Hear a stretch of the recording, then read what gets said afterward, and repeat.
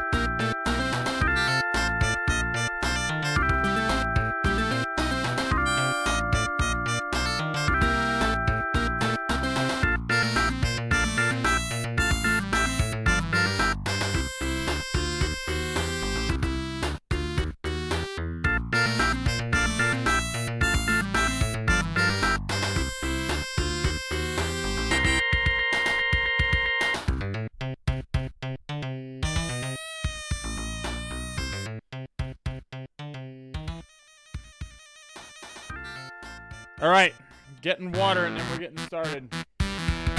Gird your loins.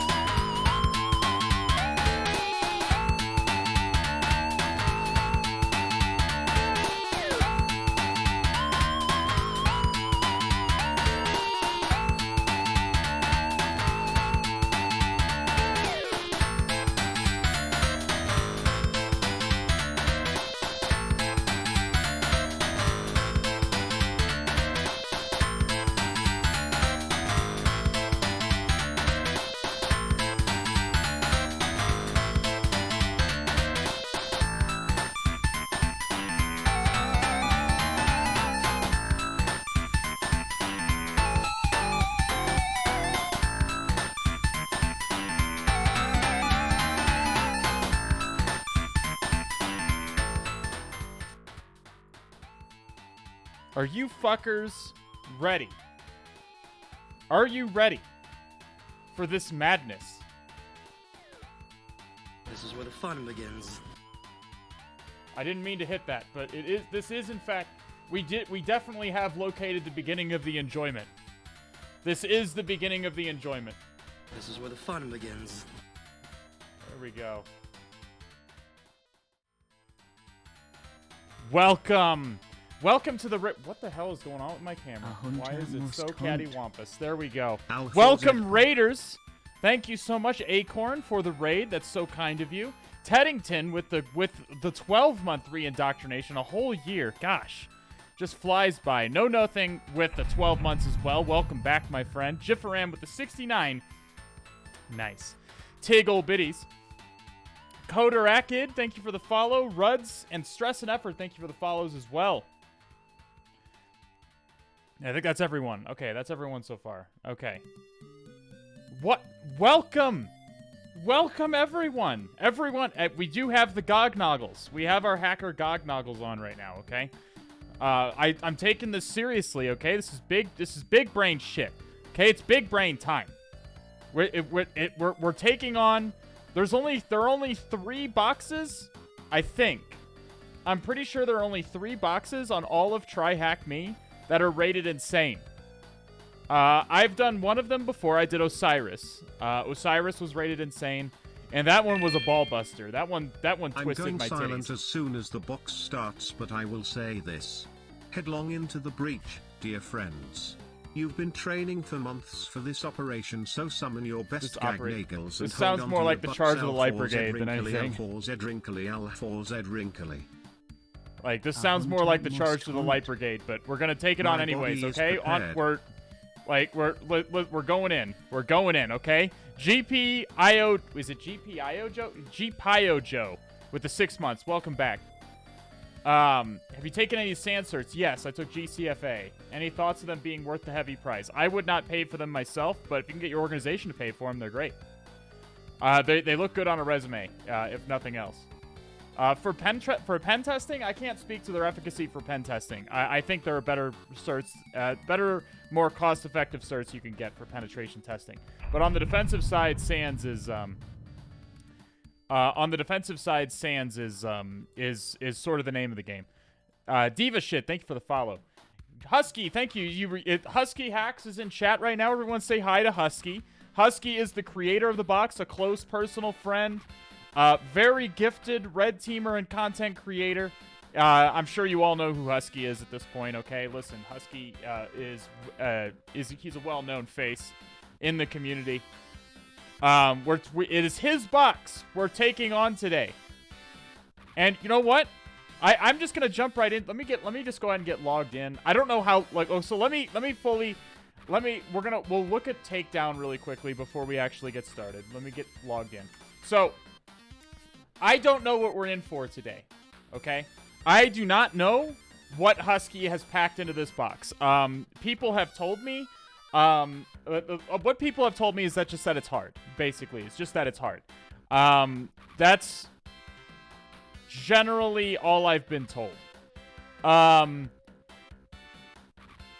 have some guesses, but my guesses are born more out of knowing who Husky is. Husky's a friend. I know what he likes. I know what he doesn't like. I know what he's interested in, and I know what he's not interested in. So I have based on those things, I have some guesses, as some tentative guesses as to what we might see today, but I don't actually know. He did make the PMAT course, Practical Malware Analysis and Triage.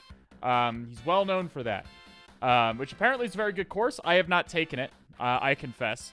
I was, however, considering buying it and running through it really quickly just to do this box, because if I know Husky, he would have made this box as like a final boss for his own course, and that would involve reverse engineering, and that would explain the difficulty of the box a little bit better. Again, I'm only spitballing here. I don't actually know what we're in for today. Husky himself has assured me it's very tough but very tough but fair. So let's take a look. Let's take a look at it. What are we dealing with today? All right, Takedown. All right, let's move this over here. Let's take a look-see. Okay. All right. So, Takedown. This is a new bot. This is a new room. When was this? Does it say when this was released? There's no write-ups submitted. When was this released? It was released like last week or something. Wasn't it last week? I was going to do it on Thursday. I was going to do it on Thursday for Cthulhu Thursday, but I ended up having to cancel the stream because I had to take Star to the vet. Last week, 9/23. Okay, so it's been out barely a week. Okay, barely a week.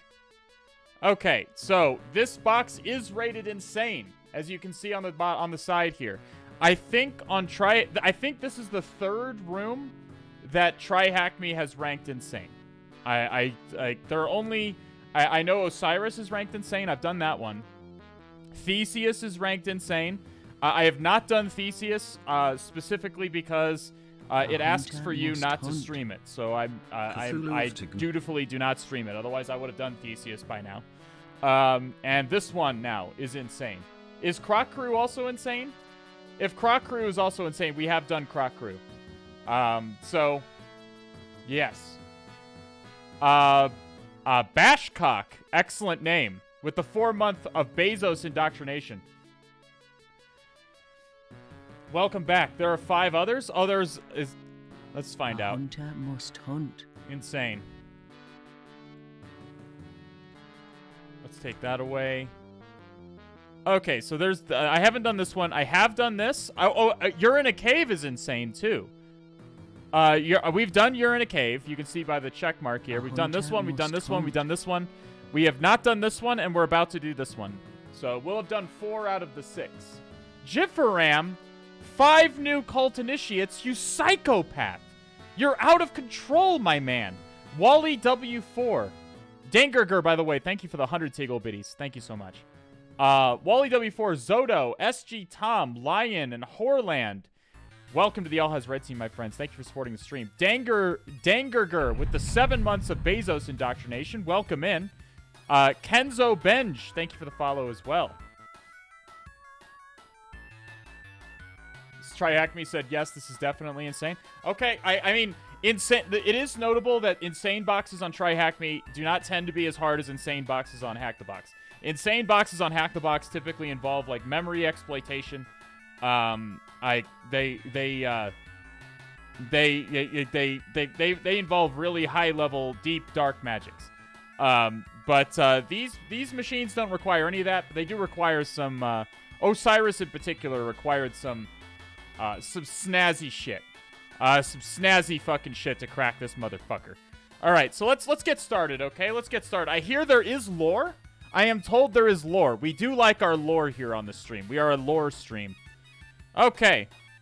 This TryHackMe room should be treated as a work of You mean? Wait a minute. Wait a minute. I thought every one of these TryHackMe rooms was real. I thought every one of these was real. You're telling me that Thomas Reith is not a real person? Are you telling me that Thomas Reith is not a real person? I am offended, sir. I am offended. Thomas Reith is the most glorious of individuals. Okay? Please add the IP address takedown.tryhackme.local to your Etsy hosts file. The commanding... Oh my god, we're going back to the military. Is very excited about this mission. The mission brief is ready for you. I was about ready to... He had such a great... He did. The sliders were almost all the way to the right. The sliders were almost all the way over. All right. All right, let's do it. We're joining the room. Let's get in. Let's get into it, okay? No further ado. I should probably start my VM, though. That probably would be good. 65%. Yes, and you can tell it's 65% because he doesn't even use an Oxford comma. We've been over this. Half of the streams in which we discussed him were about the Oxford comma. All right, we're downloading the task files. What the... Dude, this is a lot. Husky, why not just make a wiki at this point? Okay, what? Like, just, like, have an entire wiki page. Like, okay. Jesus. All right, here we go. Do we get +5 to our soul? Yes. Yes, you do. You do, actually. Not to your credit score, though. The American version of social credit. All right, Operation Overcooked Risotto. Commanding officer, Lieutenant Colonel. That's what this abbreviation stands for. Husky was in the Marine Corps for some time, and the Marine Corps. I was in the Air Force, and the Marine Corps and the Air Force share the same officer ranks. So this is the abbreviation for Lieutenant Colonel, or an 05. Shelly Ajax Jackson. Okay, this call sign sucks. Okay, just FYI, this call sign sucks ass. 501st Cyber Interdiction Battalion. This guy would be made fun of out of the room for being called Ajax.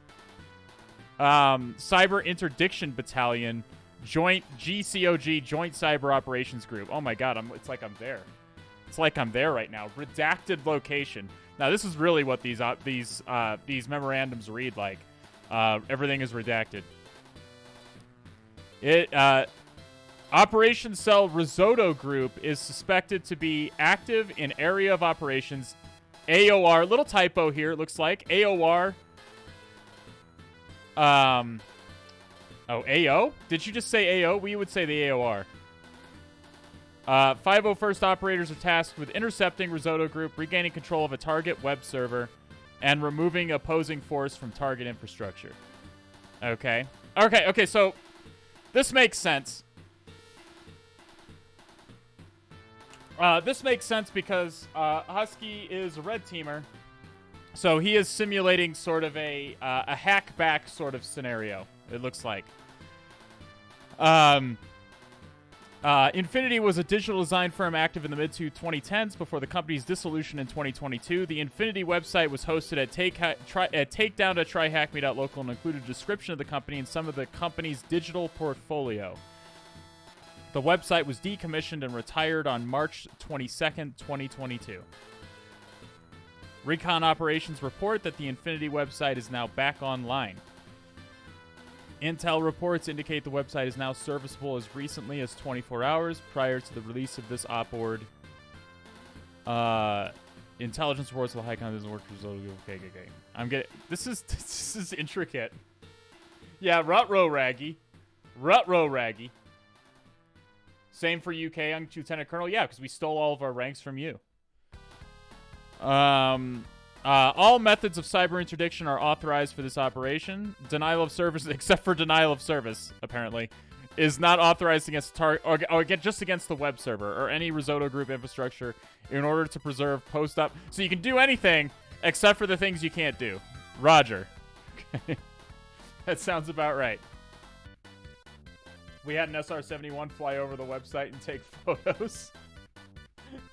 Dude, I fucking love it. I had a dream the other night that I was still in the Air Force and I was stationed at Area 51, and that was fucking sick. I wish I was stationed at Area 51.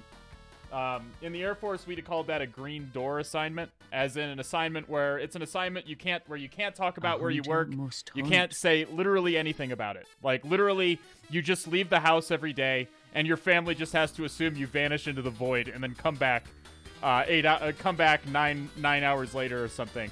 Like, I'm serious. That's what it's like working at an assignment like Area 51. You literally, they fly people in, I think, from Nellis every day. Like, you don't even get to drive out to Area 51. Like, you don't get to like commute there. You have to drive to, I think, Nellis or Las Vegas airport, and you actually fly from there every single day into Area 51 to do your job. That's just what I've heard anyway. Area 51 is super secret squirrel. But I always dreamed about being in one of those super secret squirrel assignments, but I got out before it ever happened to me. All right. Include custom command and control. Okay, interesting. So we're going to be seeing a little bit of C2. What was that machine we did with IPSEC in the chat? What was that IPSEC box we did? There was an IPSEC box we did on Hack the Box where, like, he actually made the box and he was in chat watching us do it. What was that box? It's not Jarms. It was a different one. But he had a custom C2 infrastructure built in that one too. It was not Jarmus. It was a different one. I can't remember the name of it. We've done a few of his boxes. It was a UHC box. I think it actually might have been a UHC box. I did it on Hack the Box. He was in chat watching me do it, which is pretty cool. Okay, so Go, Nim, Rust, C, and C++. Risotto Group has been observed deploying additional capabilities when required, including living off the land binaries, lolboss, and native languages like PowerShell. The latest C2 samples indicate Risotto is using a newer C2 framework known as NimbleWisp. I'm guessing that it's going to be made in Nim. Does not encrypt their C2 communication channels. What? What? Forsakes stealth for speed. Is known to deploy malware keying tactics to ensure target accountability during operations. Keying values include username, hostname, domain name, and or domain join status. Risotto Group's motivations are primarily financial. Not particularly skilled, but follow predefined playbooks when conducting operations. Aggressor TTPs include basic enumeration and exfiltration of files to the Nimble. Okay, we've read all the lore, okay? Malware samples, they give us a SHA-256 hash. Heyday got Shine Spark. Dude, I want my malware. I want to name some... This is funny. PS1. It's cat malware. So we got VBS scripts. We've got an icon, apparently. URL lib32.dll. VBS, cannonball.exe, shutdown.dll. Commanding officers operate. Okay, we're going in. All right, let's do it. All right, so we have to... So Windows... I think it's actually a Linux machine. Correct me if I'm wrong. Who knows? Had a friend stationed there and I'm from Vegas. Oh, that's sick, Major Mayhem. That's pretty fucking sick. Again, I was never stationed there. I had a dream that I was, but I was never actually stationed there. I thought it'd be pretty cool. But again, that's what we in the Air Force we'd call that a green door assignment, where you literally can't say anything to anybody about what you're doing or where you're going. Let's go to this. Alrighty. Let's get started. It's not going to take itself down, okay? Alright, we're doing takedown. Alright, so Husky did tell us to put takedown.tryhackme.local into your Etsy hosts file. Okay, so let's go ahead and start this up. Okay. So let's do that right now before we forget about it. Did I not start the box? Oh no, I did not start the box yet. May take 5 to 8 minutes to fully initialize. Yippee. Okay, well, we should have done that before. If we were Army Cyber, we would just DDoS the server. Same with if you were like 4chan. Danarchist with the 11 months. Welcome back, my friend. Burbicus, thank you for the 4 months. And Christina Mejia, thank you for the follow. Jiffaram with the 69. Nice. Tiggle Bitty. Stargo. She is not in here. She's probably sleeping in the other room. I already fed her, so... so she's probably... So I ceased to be useful to her once I fed her. So it's very likely she's just sleeping in the other room. It's takedown.tryhackme.local is the domain. This is going to be interesting. I do expect we'll be experiencing some spice. I hope you guys are ready for some spice, because I certainly am. So it looks like I like the scenario that's been laid down. We have a little bit of a simulated, we have an ongoing adversary scenario, adversary on box, and so I'm guessing we're gonna have to hack into the box to remove them. Quite interesting. So let's get started. Let's go ahead and start the VPN here. We need to make sure to do the correct VPN.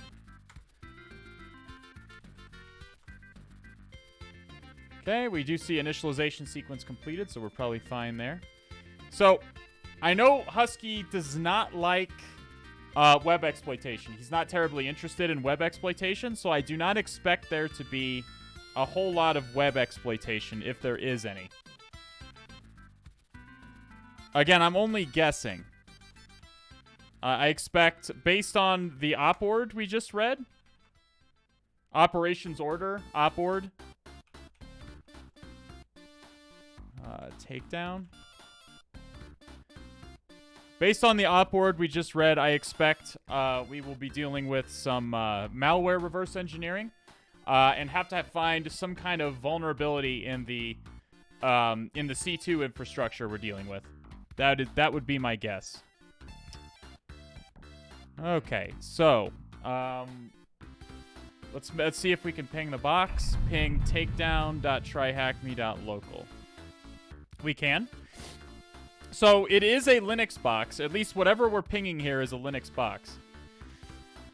If Husky wanted to simulate some kind of a C2 sort of situation, as in you have a compromised box and you would have some kind of C2 infrastructure, that would require at least 2 boxes. So I would expect there to be some kind of Docker or containerization scenario happening. So we'll see. We'll see if this is actually a Docker container or if this is an actual host. Let's go ahead and give it a scan, as we frequently start with.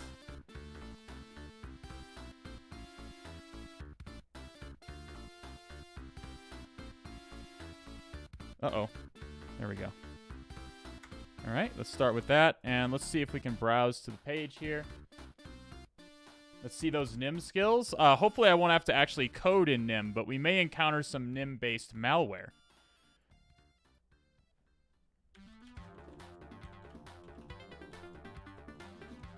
We may encounter some NIM-based malware. Infinity.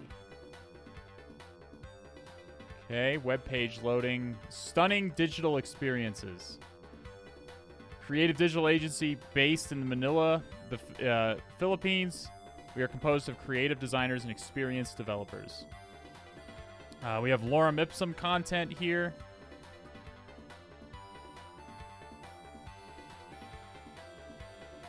It's just a basic. Let's see, index.php. Let's see what. It's not a PHP-based web server. Let's do index.html. It is just an HTML page. So this may just be static content.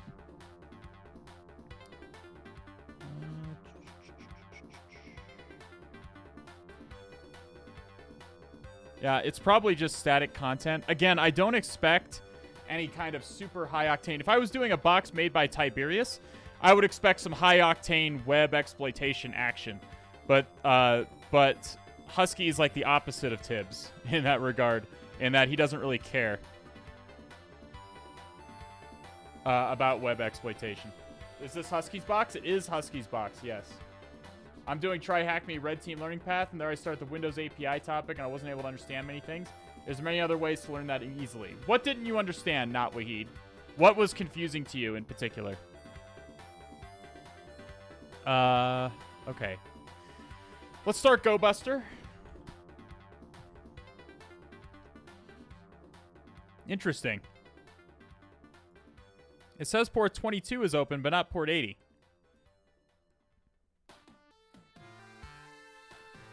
Huh.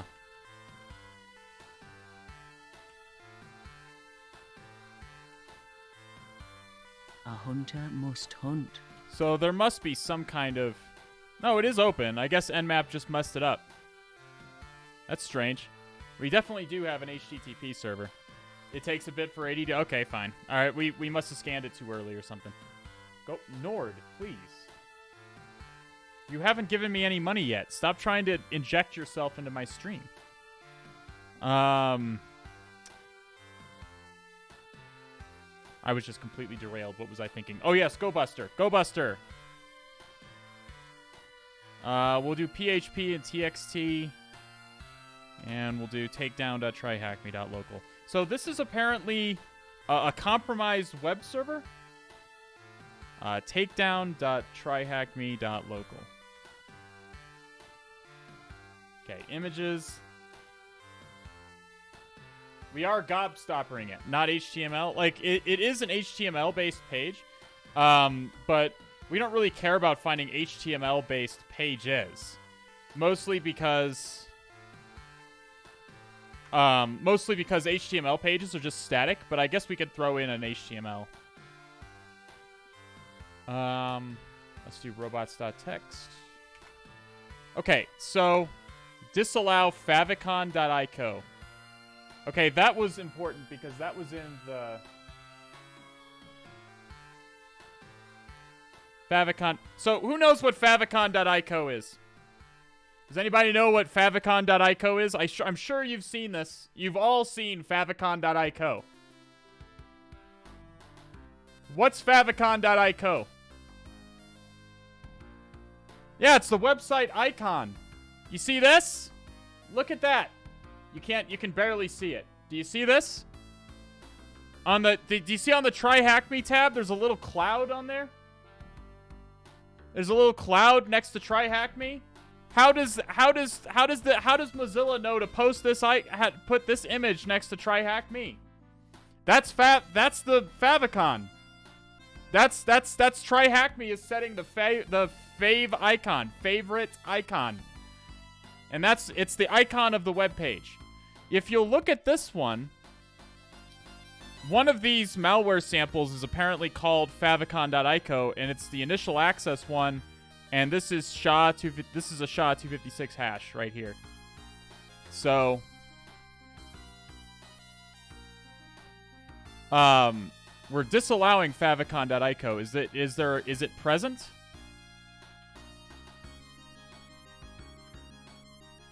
Cannot be displayed because it contains errors. Monka W. Ruh-roh raggy. Okay, let's go ahead and pull this down. We might be experiencing some shenanigans here.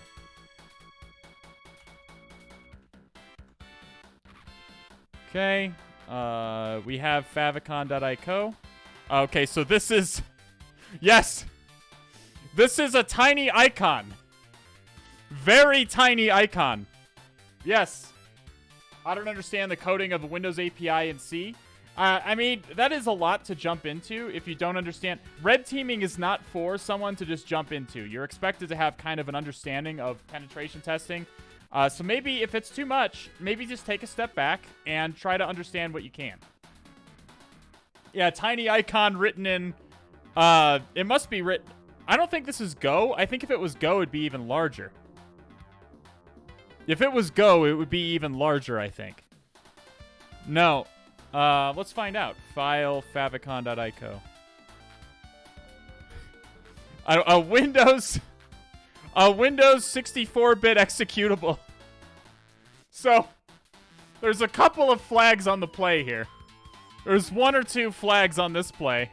So let's go ahead and do what we do in the real world, which is go to VirusTotal. Like, obviously, this is a fictionalized scenario, but let's try and play it straight. Besides, it's going to take the SHA-256 hash for us, so we'll be able to take down, open. Oh, boy. So, we have some... So, a couple of antivirus agents have some concerns. Interestingly, CrowdStrike Falcon doesn't catch it. So... CrowdStrike Falcon tripping, but Trend Micro House Call is catching it, but not CrowdStrike Falcon. Interesting. In fact, I don't think I've heard of basically any of these. Let's look at the SHA-256 hash. That's mostly why I'm here. Let's compare. 80E19, 80E19. So it looks like we have a match, friends. We do have a match. This appears to be our target malware, so we're definitely going to want to take a look at this. We're definitely going to want to be taking a look at this.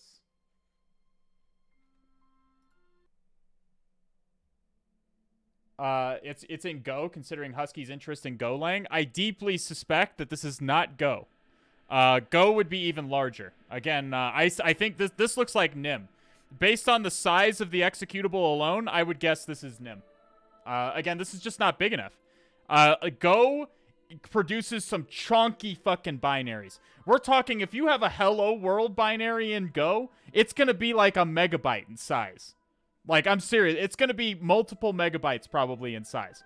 Go binaries are fucking huge by comparison. This is not very large for an executable. It's written in brainfuck. That would be actually hilarious. Okay, let's just solve this right now. Strings will resolve this. Favicon. I'm going to want to put that into less. All right, so did he obfuscate it? Is there obfuscation? We're seeing the basic PE stuff at the start. Get last error. Yeah, it's doing some, it's calling some Win30, so it doesn't look like it's obfuscated. It's calling some Win32 APIs. Remember, this is a Windows and here we go, osproc.nim. So this is a nim executable. This is a nim executable, not Go. I told you it was too small to be Go.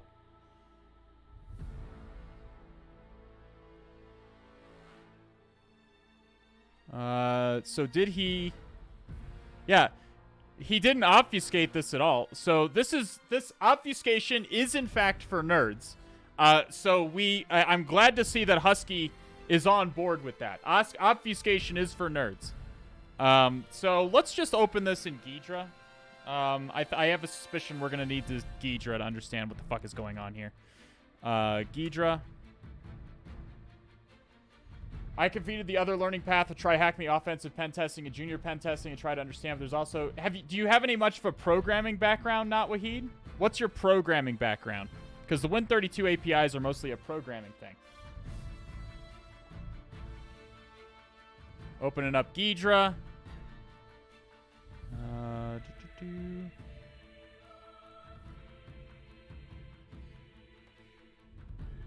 Please don't write malware in NIM. He did violate the age-old adage, everybody.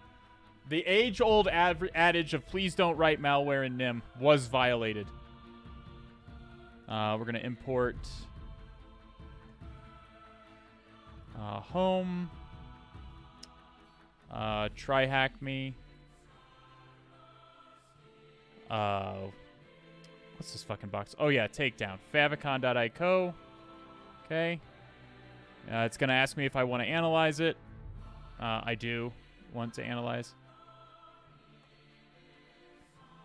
So we're going to look for nim main. Nim main is going to have... nim main is going to be the main function. Yes, I would like to analyze it.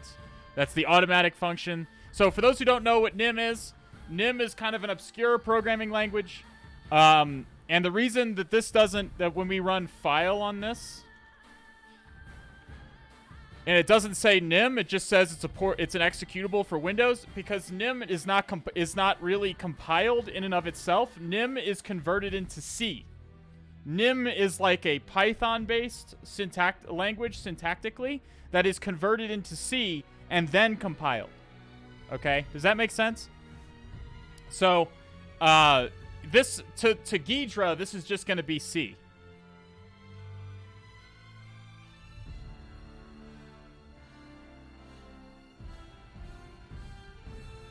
Okay. Functions, we're looking for nim main. There it is. Nim main. Okay, pre-main, nim main inner. Okay, maybe it's this one. Okay, so he's declaring some variables at the beginning, it looks like. I'm not super good at reverse engineering, by the way. I am going to do my best here, though. Nim is doing some crazy shit here. My favorite song is playing. You bet you're damn right. It's your favorite song. Nim 0 mem. So Nim is setting up is setting everything up. We haven't gotten to the actual program yet. It looks like. I'm looking for actual readable code. Subroutine does not return.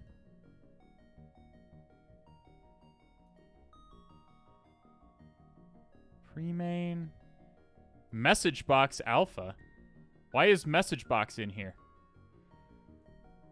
I wonder if he's just declaring message box because he was testing or something.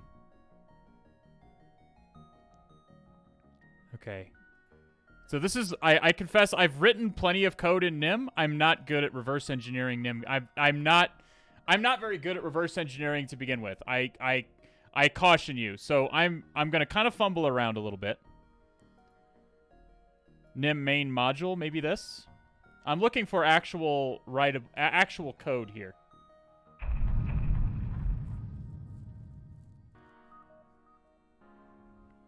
Actual code that it looks like somebody wrote. That's what we're here for? Yeah, no, you're here to watch me mauled and fumble around. I get that. Happy 2 years. Thank you so much for everything. It's been one hell of a journey. Okay, so that didn't give me anything. Dark Eldar, welcome. Oh, 24 months. We're 2 years in. Jeez. God. Thank you so much for being here for all of 24 months. That is insane.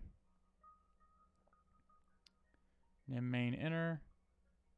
Is it local 10? This is a variable. And then it returns.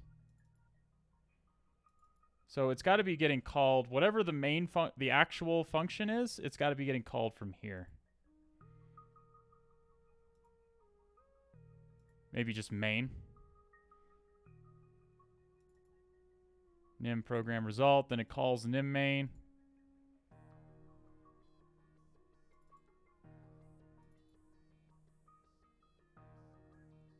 I completed the Python course, and I know, but going from Python to C is a little bit jarring. I did write a video on the Win32 APIs.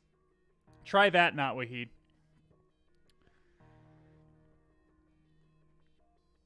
Let's run it in x64 debug. What we could do is run it on my Windows dev box and capture the traffic.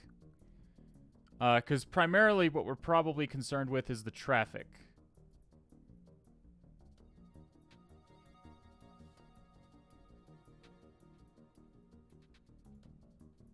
So it has a whole bunch of functions here.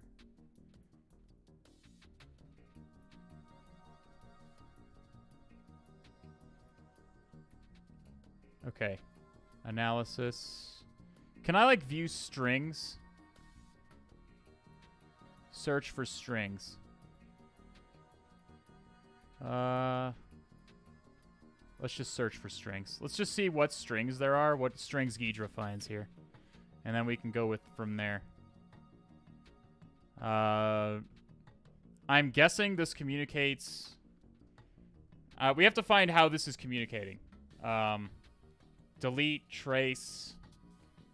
so already I'm assuming it's going to be, yeah, we're seeing HTTP client.nim. So it does communicate with HTTP as most most adversarial malware will these days. Okay, so it is reaching out to takedown.tryhackme.loc. Okay, perfect. Now we have something. We have something here. We have a user agent here. We have... content type, content length. It's communicating through JSON. Perfect. Okay, register.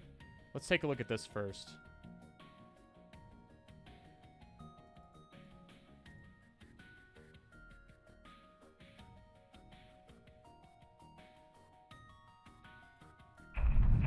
Can I, like, jump to where this is in the code?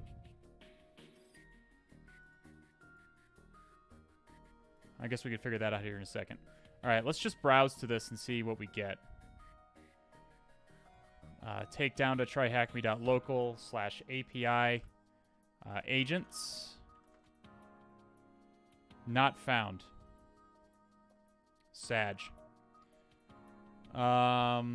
API, maybe you have to reach out to API agents register? Not found. We have a command to run. So it is running command. This is some drone ready. This is some kind of a C2 agent, for sure.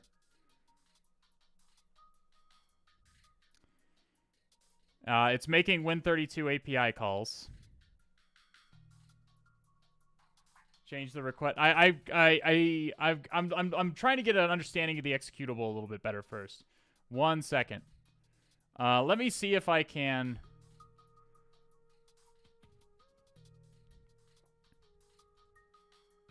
Let's copy. Let's copy this, and can we browse to? How do I go straight to a?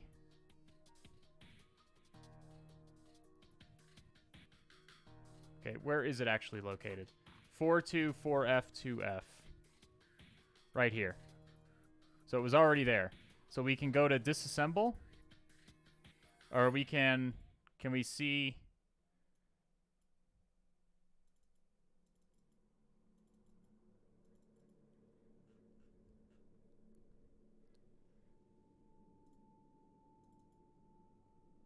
Okay, so it's automatically taking me there. Okay. So where is it making these API calls? Virtual protect failed right here.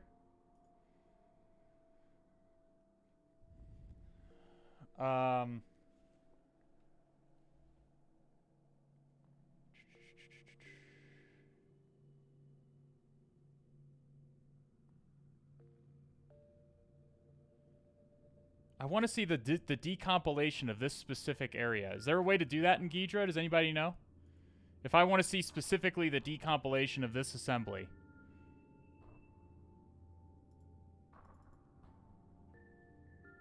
So it's calling nim main inner.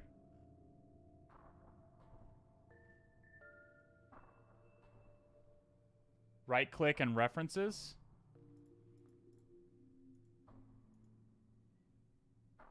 References. Show references to this. Okay, now we're cooking with some amount of gas. Okay, here we go. Okay, so we're doing probably some code injection. My guess is by the API calls that we saw, we're right memory. So this is, let's find out where this is being referenced. And a few different places.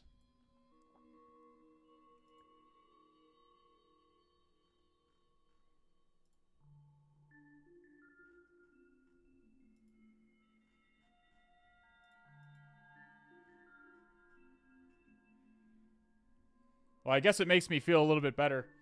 That is a really bad idea to stick with Ghidra. It probably is. But... Okay, so we're probably going to have to... So one thing I can tell you... So does anybody know... I have a suspicion as to why this is failing. Does anybody know why this would be failing? Anybody have any guesses?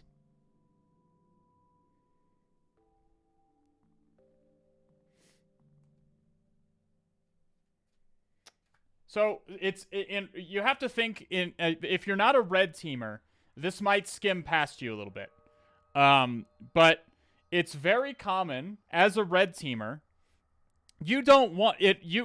As a red teamer, you have to plan for the blue team eventually becoming aware of your activities and finding your malware. Okay.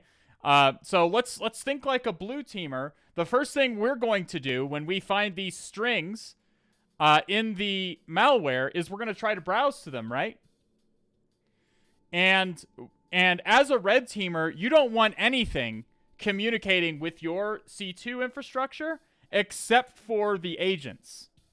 And there's a number of ways to do that. On my red team assessments, we typically put a custom HTTP header in here. We put a custom... I don't see any custom headers here. It's also like somebody said in chat, Mortimus said user agent. It is possible to filter by user agent. If a request comes in, you check the user agent string, and if it's the specific user agent you're looking for, then you allow it through. Months. What? Otherwise you block it. You 404 it. So I'm suspecting, Husky being a red teamer, that is what is happening here. Let's go ahead and start burp, and we can play with this a little bit. Does that make sense? Does my explanation there make sense?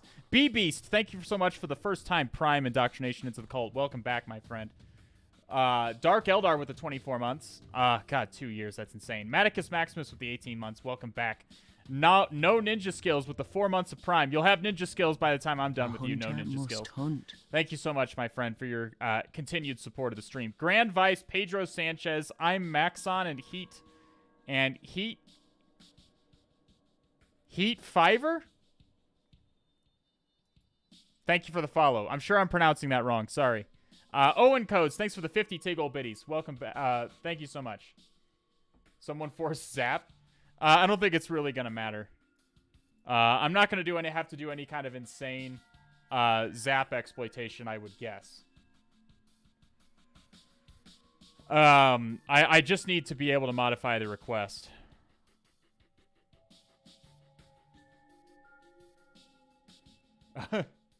The hazy cracker gets wrecked. A hunter must hunt. All right, we go to HTTP history. Again, this is standard red team ops. You would have to be you would be aware of this if you were a red teamer. That typically this is what you do to prevent as a bare minimum to prevent people from analyzing your infrastructure. So I expect that is what Husky has done, and that's why we're getting 404s here. But we're gonna find out. He could be filtering on just about any of the stuff that we've seen here. It could be content type. It could be. I see he's setting transfer encoding. It could be content type. It could be a combination of all of these. It could be a wide variety of things that he is filtering on. So we may have to just set one thing at a time until we get there. Why is it not intercepting? Did I not? I thought I put it on burp. Oh, shit. I hit NetHunter by accident. Okay, connection refused. Oh, yeah, I forgot with the stupid socks proxy. Off. Now it should work.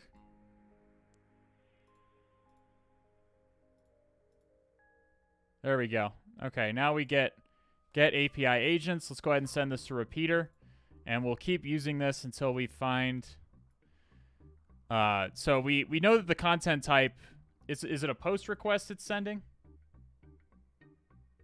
If it says content type, it's a post request. So let's change this request method to post. Let's change the content type to application JSON because it's using JavaScript object notation. Let's see what that does. We still get 404'd. Where's the user agent? Okay, it's this crazy user agent. Copy current column. Let's change out our user agent for that. Okay. Okay, that looks fucky. I don't know. That's not like any user agent I've ever seen. So that looks a little fucky. Method is not allowed. We don't get a 404 this time. Okay, progress. We change this back to get. We get something. Okay, something is happening. We are not getting 404s. We're getting 200 okay. But we don't get anything in the response. So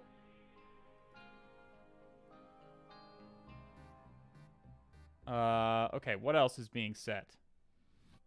Agents register.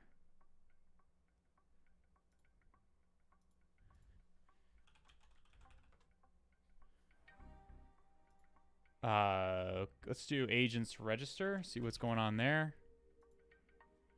You are not a live agent. How do you know? Yes. Hello. It is me, an agent. It is me, an agent. Please tell me how your infrastructure works.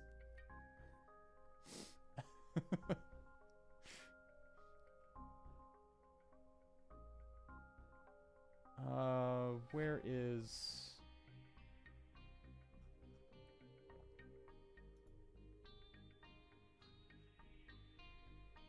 the hell, where is it? Oh, there it is. Okay.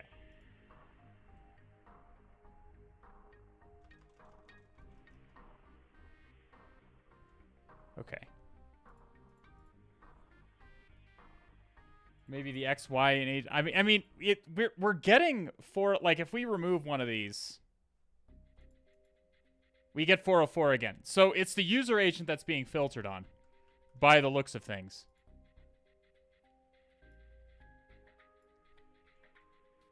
By the looks of things, it is the user agent that's being filtered on.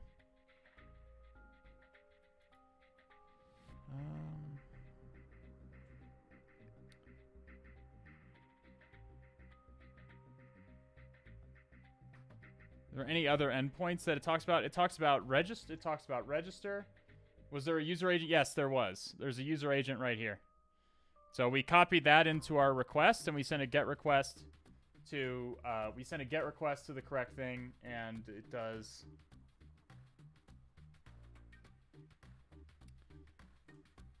Maybe try a post. I think we did try a post.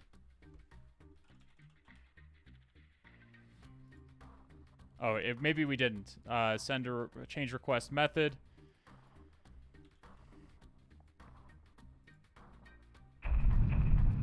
It's bad request. So it wants something.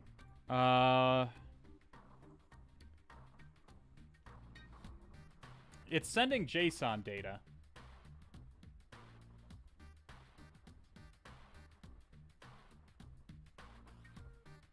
Is that nim random? Is that a header? I don't think it's a header. I don't know what it is. I mean, it's saying x.a, x.b. It might be producing a random like ID. It might be producing random.nim is it's the nim random library. It's probably producing a random ID for the agent, so that the agent can uniquely identify itself with the C2 infrastructure.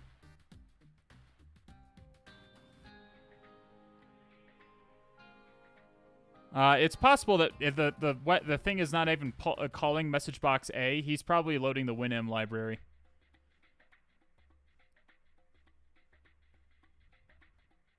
And it's just in there.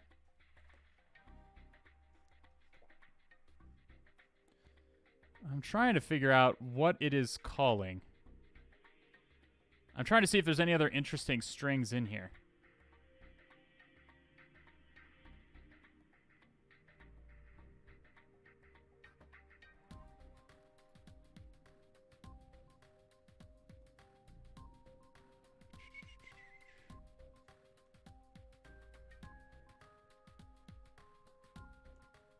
Location header.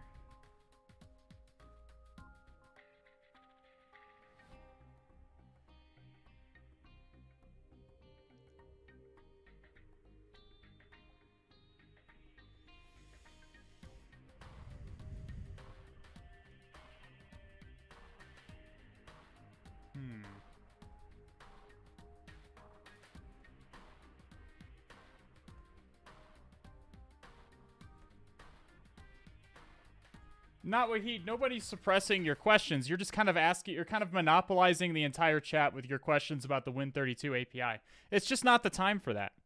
It's ask me offline. Send me a message offline, and I'll talk with you about it. It's just not the place in chat to talk about that. Right? To monopolize the entire chat about that. It looks like it's sending a GET request to API.agents, API/agents.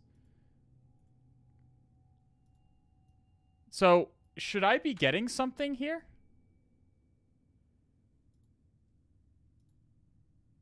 We're not getting any agents. I feel like it's trying to check to see if there are any commands for it to execute. You can see commands here: download, upload,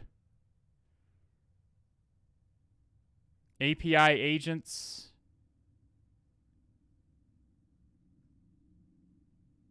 Try taking off the slash. That could be it. You might be right about that. That wouldn't be the first time. See, now that wouldn't be the first time I've made that stupid mistake. So we do have something here. I think what's happening here, just by knowledge of how C2 frameworks work, is that the beacon, or it's calling itself a drone. The drone is periodically reaching out to this endpoint to find out if there are any commands for it to execute. And if there are commands for it to execute, there'll be something here that tells it to. I'm guessing, www Infinity sounds like a host name to me, and this seems like a beacon ID, perhaps? Right? Does that seem reasonable? Is that like an API? It is like a REST API here.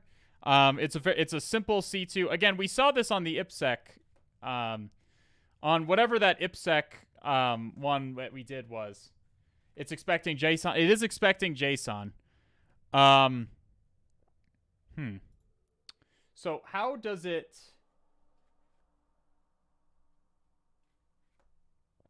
I assume the random string is that... Yeah, probably.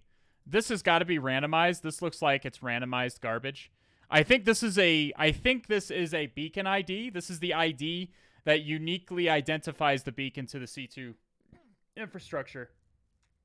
So keep in mind what we're dealing with here. Let's do a quick paint stream. Let's do a quick paint stream to remind ourselves, okay? I want you guys... This is not a normal TryHackMe box. So we've got a box here. And this is the web server.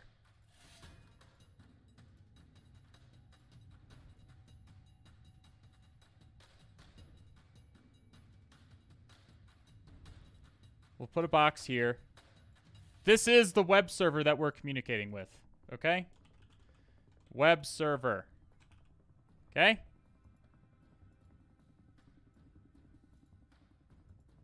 Okay. There is another box in this equation. There is another box. What's this other box that we're talking about? What other box is in this equation? Yeah, it's the C2. It's the C2 team server. It's the C2 team server. Okay?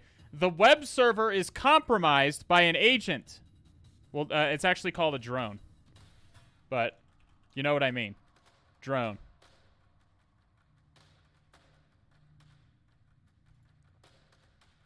The drone is on the web server. It's malicious code that's running on the web server. The drone is talking to this. And during all of this, here we are. Us. And what are we talking to, chat?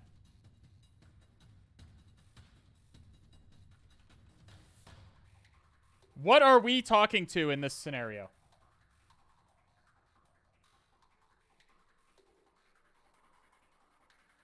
We are not talking to the web server. Not here. Not when we're talking to API agents register. This is not the web server anymore. We're talking to a C2 framework, it looks like. This is only my guess. This is only my guess. We are talking to this.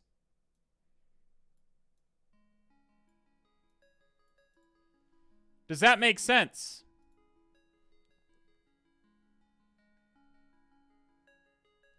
I'm talking in Twitch. You are talking in Twitch chat. Good job, Fantasy. Good job. Good job. You did it, buddy. Okay? So the C2 team server is this API that we're talking with here. API agents. It's probably not a part of the web server. Probably. This is kind of a contrived scenario because it's a single TryHackMe machine that has to simulate being multiple machines. Okay?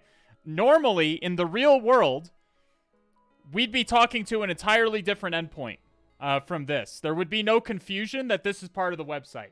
Does that make sense? This is kind of a contrivance. That's kind of why I'm pointing this out. This is a contrivance born out of the fact that this has to be a single machine in order to fit in TryHackMe's infrastructure. So there's a single machine on which is running a number of things. What, 2 different machines. It's simulating being 2 machines. Does that make sense? I suspect that one of these 2 is in a Docker container. Probably. Actually, I don't know. I was going to guess the web server, but it might be the team server. What's a C2 team server? It's this that we're talking to here. So it's what the drone is talking to. The malware on the web server is talking to a team server. That is the bad guys. That's the bad guys. The drone talks to the bad guys and asks them, hey, do you have any commands for me to execute on the host I've compromised? Does that make sense? C2 stands for command and control. We have found the drone. We've found the original executable of the drone. And, well, we found a different version. We found a Windows executable. I think the web server is I think is Linux. I think. I don't know for sure though. If it is, then there's probably some kind of ELF version. NIM is easily cross-compilable. That's one of the benefits of NIM. One of the benefits of NIM is that it's very easy to cross-compile. So you could easily produce an ELF version of a NIM of the same NIM code as you could a Windows version. Does that make sense? It's like Go in that respect. We are talking to this. We are going to talk to this and try to access this. Does that make sense? We're not trying to compromise this right now, probably, unless we find some kind of serious flaw in their infrastructure. We'd probably need to see how their API works. There might be some kind of flaw in their infrastructure that lets us actually compromise this. My guess is that Husky will want us to compromise this at some point. We'll find out.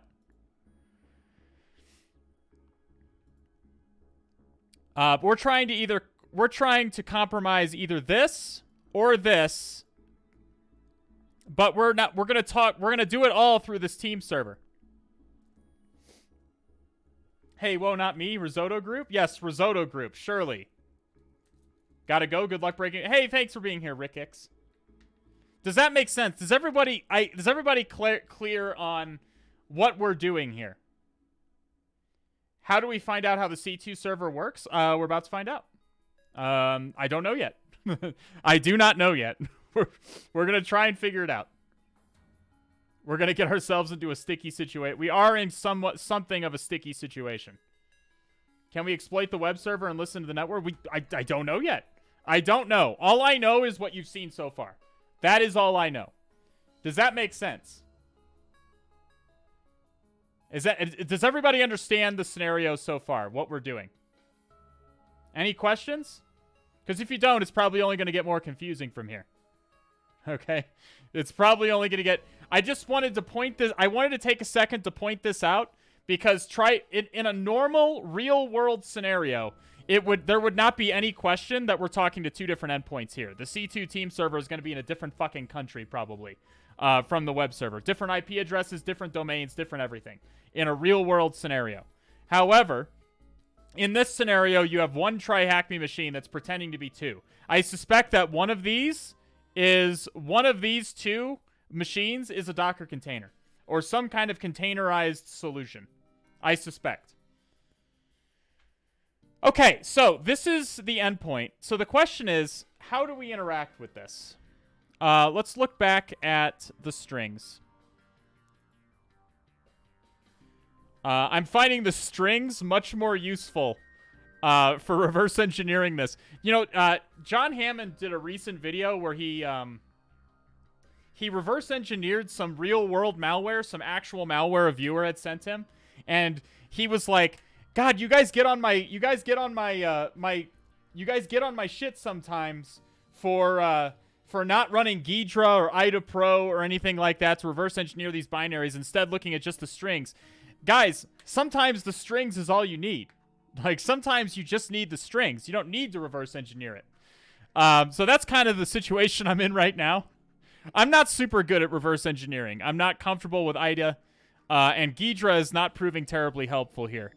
It looks like Ghidra is not terribly adept at dealing with Nim. Okay, so let's see what we're dealing with. What commands can we do? We do have a download command.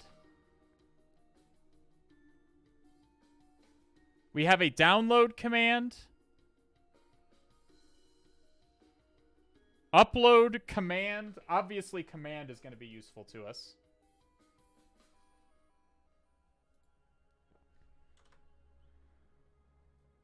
We are analyzing and not reversing. Sure, whatever you want to call it. If you want to split those hairs, sure. I am not a malware reverse engineer. I'm not a blue teamer. I'm a red teamer. Okay. That's not to say this kind of stuff isn't useful. I'm writing this stuff down, by the way. There is we have an upload command.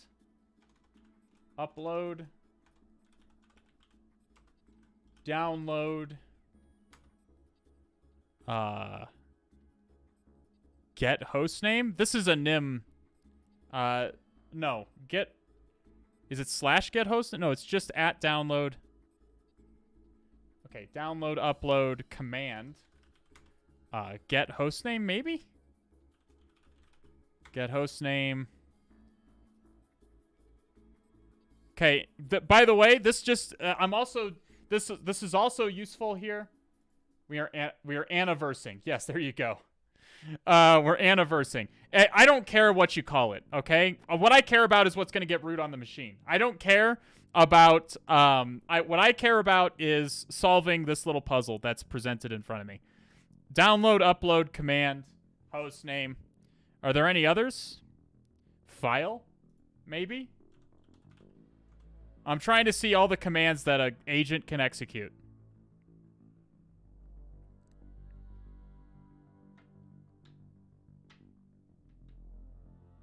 A drone can execute.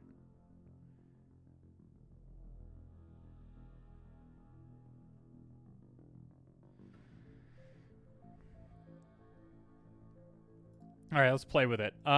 Okay. Command. You're not a live agent. Change it to a post request.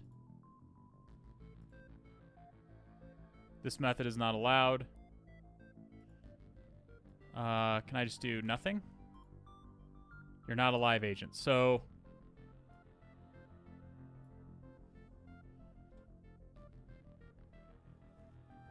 post it. Hang on, we're figuring it out. Change request method. Method not allowed. Change request method. So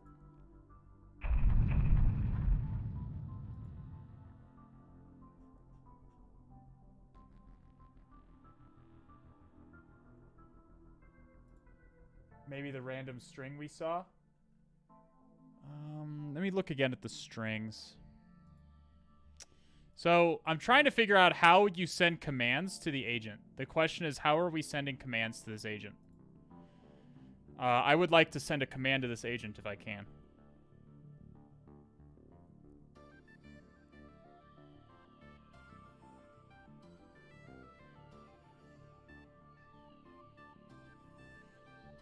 Wait, that's actually a good idea. It just occurred to me what that actually meant. That viewer in chat said maybe the random string. That was actually a good idea. Wait a minute. Maybe it is restful, so if we put this here. Okay, progress. Okay, whoever said that in chat.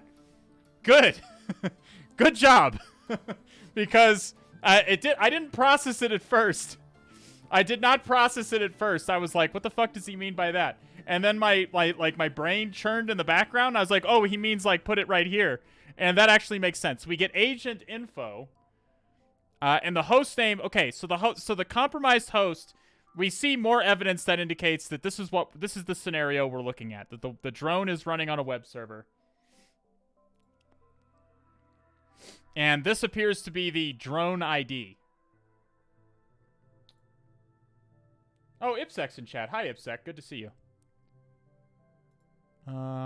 Okay. So, do we now put the...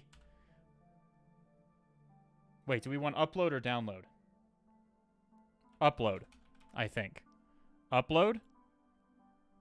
Okay. Change request method. Okay, bad request. It wants JSON. It wants application JSON, for sure, because we saw that in the strings.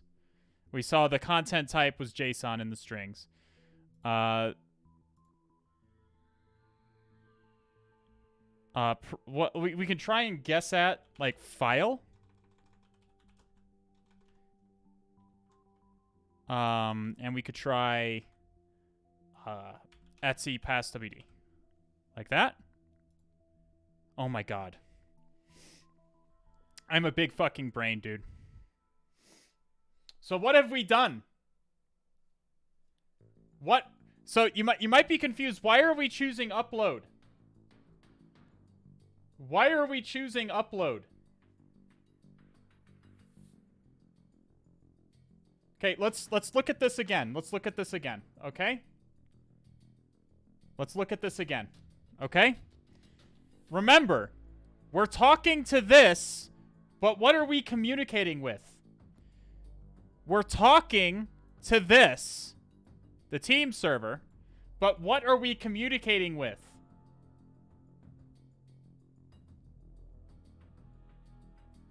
Yeah, we're communicating with this. Right? I hate jumps like this. I don't think it was a jump. I don't think it was a jump. I went with file because it's right here. The string is right there. A hunter must hunt. Like, it looks like, I mean, it wants JSON data. It's not I don't think it's not much of a leap at all, honestly. It wants JSON, and it has to be able to communicate what file you want. Keep in mind, we are, in this scenario,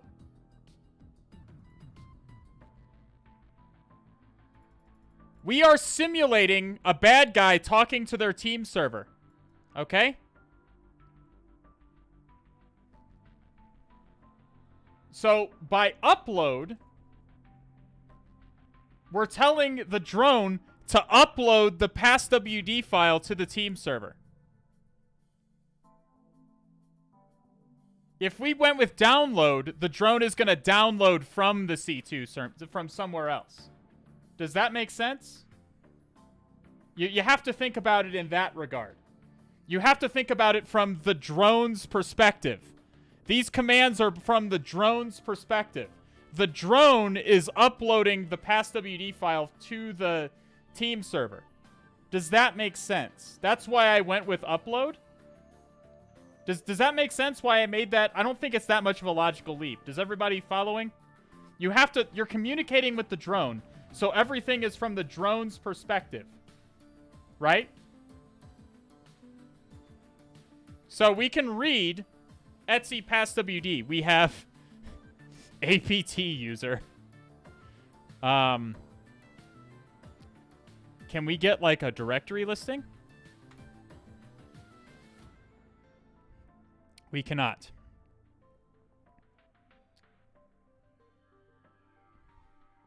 We could do like proc self environ. Get some information. So it is a Python-based... It is Python. We're seeing that. We're seeing a bunch of Python-based stuff here. We can try Etsy Shadow as well. What we really want to do is try to execute commands, but I'm going to get to that here in a second. See, this is interesting. Root does not have a hash.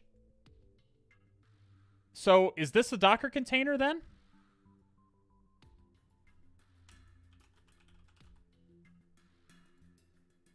It is. So this is a Docker container.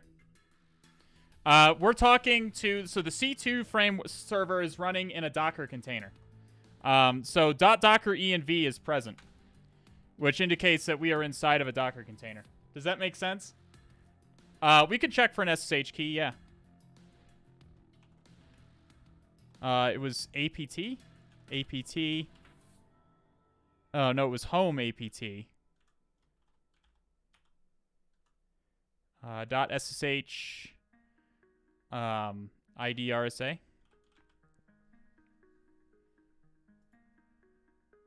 Nothing. Is there a bash RC for that user? No.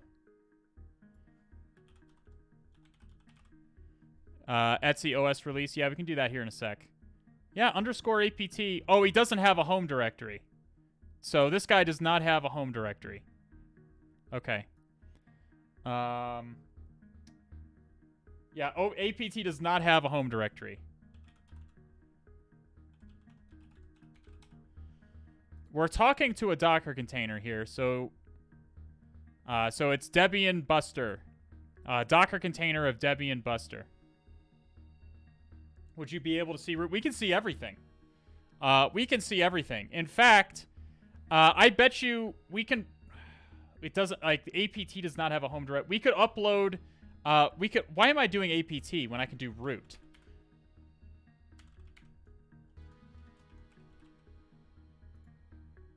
Okay. But we can use... We can probably use download... We can probably use download. What could we use download for? What do you think we could use download for, friends? Yeah, to drop a key in there. To put a key in there. Let's see if we can figure that out. Let's look back at the strings. Let's see if we can drop it, use download to upload our key. Do we understand why we're using download? It's from the drone's perspective, not from ours. Okay? It's from the drone's perspective. The drone is going to be downloading a key from the team server, which is coming from us. Does that make sense? Yeah, and you could also just... we have root in here, so we could probably write, like, a cron job. Oh, it's created with apt? Okay, my bad. I was thinking apt, like advanced persistent threat. Again, it's just it is a Docker container regardless. So the question is, if we upload...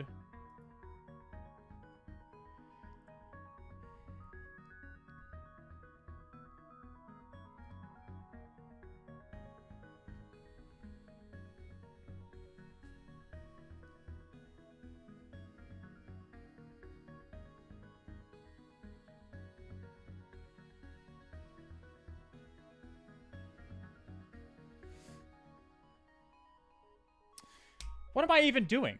What am I doing? What honestly am I doing? What should I actually do right now, fellas? What am I even doing looking at these fucking strings?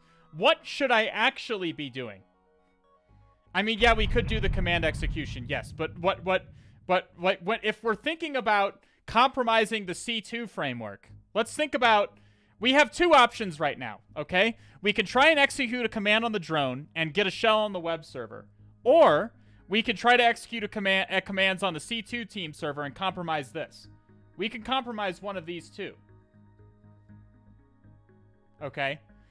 The question is, I'm actually curious to see if I can compromise this. I suspect I can compromise this just by using the command. But regardless, we still have to figure out how to execute a command. How can we do that? How can we figure out how to execute a command?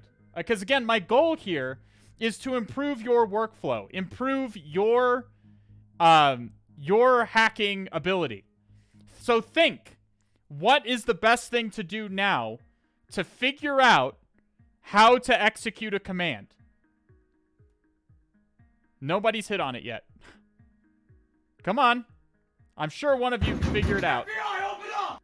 Listen, I'm in the middle. I'm literally in the middle of Operation Overcooked Risotto. It's a very sticky situation. No one's gotten it yet.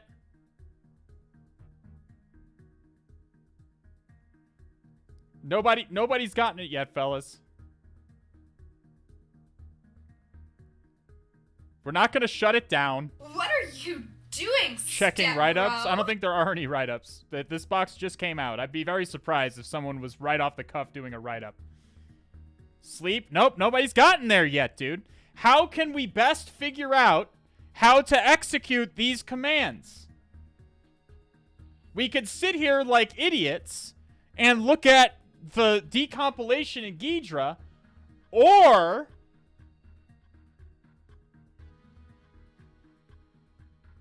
Octavius, how would we ask it for help? We could run it. We could download a file and run it, but that's not what I'm thinking of. Nobody's getting it. Nobody's getting it. Nobody's getting it. Nobody.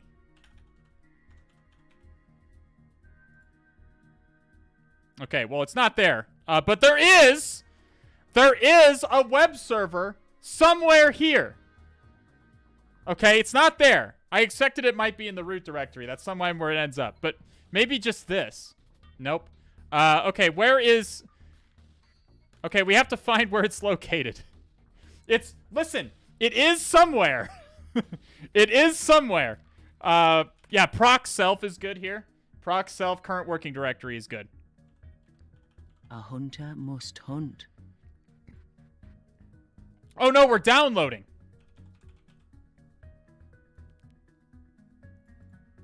I had to switch it back to upload. Perfect. Here we go. Look at this. Look at this, friends. This is the source code of the fucking server. This is the source code. Why would we sit here like idiots and read the strings when we could just find out what it expects? Does that make sense? Because we're talking with the C2 server and we have local file inclusion. What's app.py? It is the web server it's the API server we're talking to. Where'd you get app.py from? That's what Flask usually calls its. That's what Flask prefers. You call your app.py. The primary app module is called app.py. Does that make sense? The proc self current working directory. That was some IPsec shit. That was nice. Good. Nice. I forgot that current working directory was even in proc self. Okay, so what commands? We have ID, who am I, upload. Okay, so let's look at this. We can so we can get API agents register, methods get,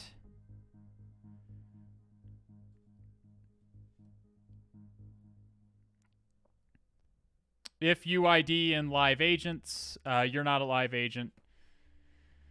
Okay, here's the command, execute. All right, here is the command. It checks to see if you're a live agent. Get agent command UID.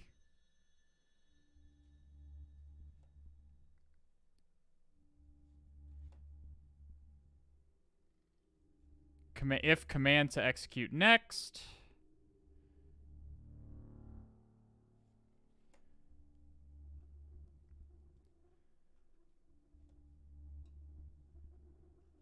So how is it?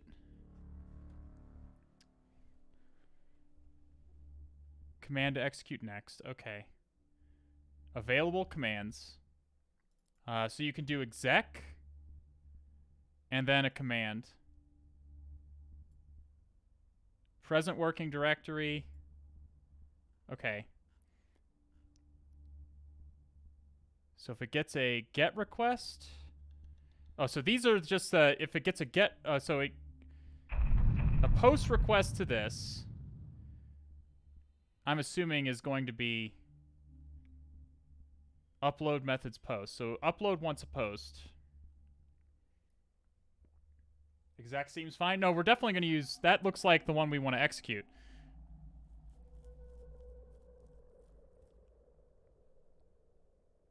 Request method equals get. So a get request is just what the agent sends to find out if it has a command to execute.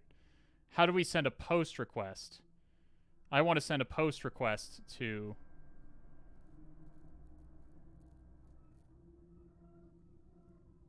cmd equals request.json. Here we go. API server exec. Post request to API server exec. If is user agent keyed, so it's checking to see if we have the correct user agent. And then if it gets JSON, it takes a CMD parameter, or it takes a CMD entry in the JSON. So let's try that. So it's API server exec. We probably have to give... Don't we have to give it some...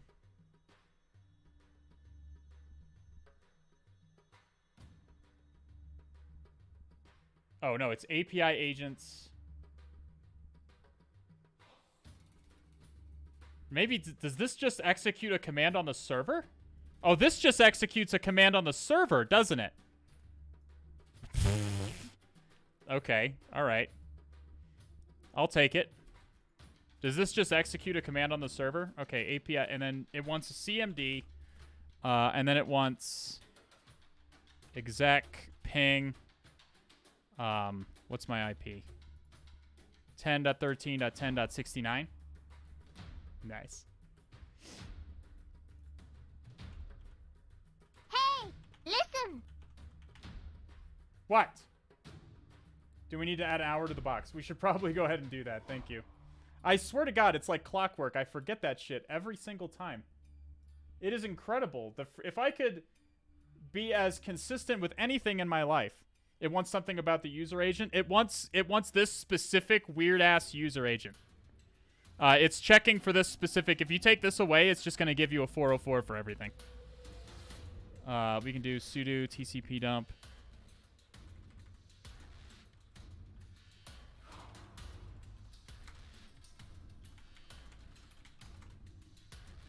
Okay, so we're listening. Let's see if we can get it to ping. Result code is not 0. So we did something wrong. Maybe just ping and not exec? No. 32.512. Let's find out what that result code is.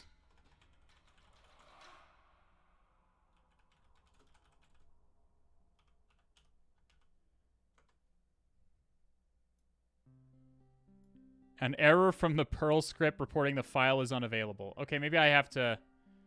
Okay, where's ping actually located? Maybe I have to specify a full path. Is it just bin? User bin. Let's assume user bin ping.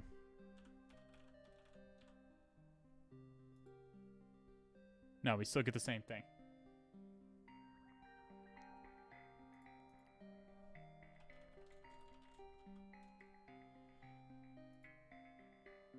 Still get the same thing.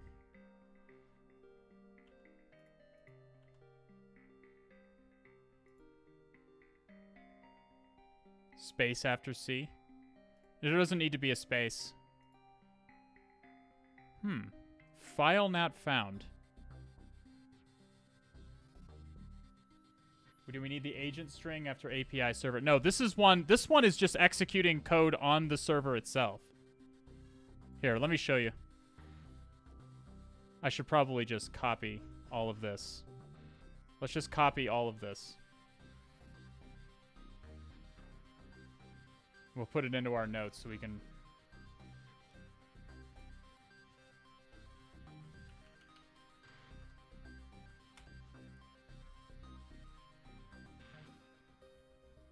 Here's a little tip for Obsidian, by the way.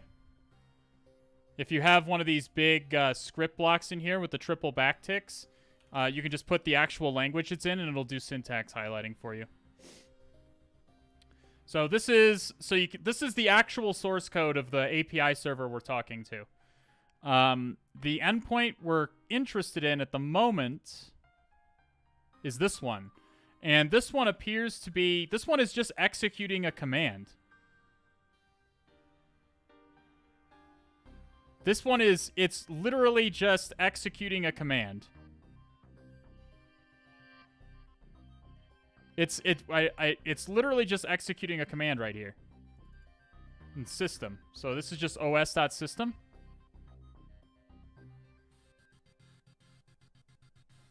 From OS import system, yeah.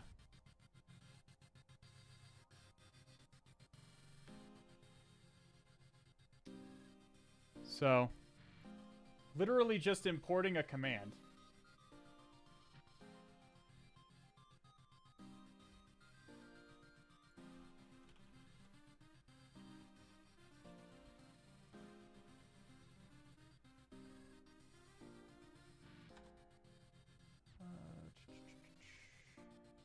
It's at API server exec, yes. I'm just wondering why we're getting this weird... It's literally just putting... It's just passing it into system.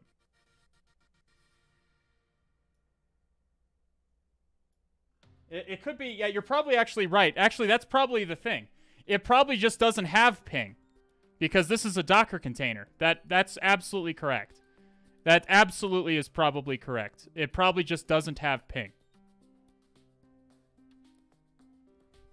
We could try which bash to see if it has bash. Okay, we do have this. We do have this. We do not get the output. We do not get the output because the system method in the OS library. Where was the actual? Where was that stupid thing? Here. So this is being used. This is os.system. You can't access the command output with os.system. If you want that, you need to use subprocess. You need to use subprocess.run to get the command output. But this got result code of 0, which means this executed without errors. So we can actually get a bash reverse shell here. It did execute without errors. 10.13.10.69. Nice. Okay, let's copy that. Let's paste it in here. Let's do /bin/bash. Let's try and intercept. Let's just start a listener.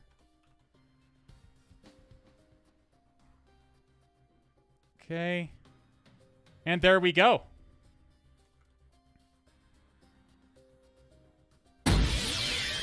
Hackerman. I'm in. All right, we did it. So we have remote code execution on the C2 server. Does that make sense? Does that make sense to everybody? Any questions about that? Remember, we pulled down the contents of the C2 server. The code that the C2 server is executing. And so we know what it expects. We know what commands it expects. And we saw that there's this API server exec endpoint. Does that make sense? So now we're inside of this Docker container.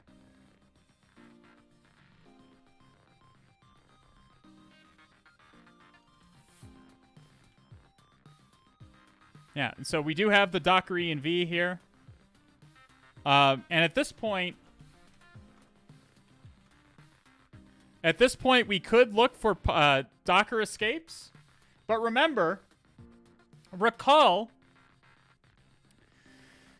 do we really need to look for Docker container escapes right now? This is what are we looking at? We're looking at we're inside of a Docker container that's running on the actual host. The agent is probably just on the actual host. We can just execute a command on the actual host, which is done right here. Shouldn't we look for creds? We certainly could. I'm just going to get 2 agents. And I'm just going to get... I don't know if Husky wants us to we already root inside of the C2 framework. So I kind of feel like Husky wants us to compromise the web server now, in order to proceed. So it wants the user agent. It's adding command to execute next. Request.json.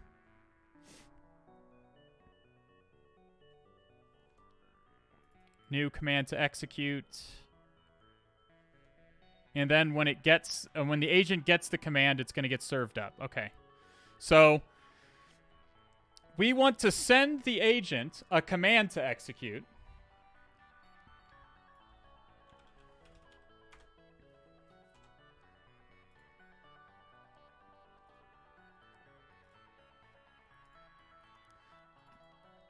We want to send the agent a command to execute. Let me just put this in the notes. I read somewhere we call it something if the blue team discovers C2 infrastructure and compromises it. Maybe C2 leak or something. I don't know what they would call it. But there is a Hack the Box machine by Ipsec who's actually in chat. Hey, Ipsec, what box was it? I was trying to remember. What box was it where you had something like this? With the C2... Spook Troll, that's the one. That's the one. We did that one on stream too, and it was similar to this.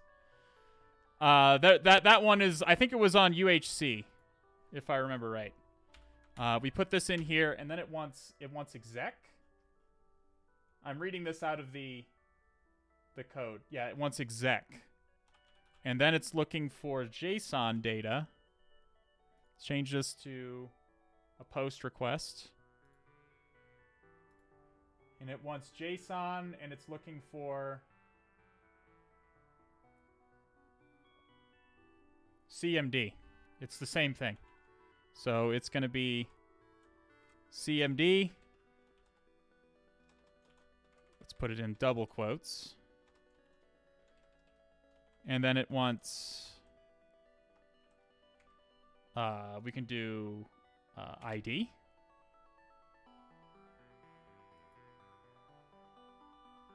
Bad request. Post request to this. 400 bad request.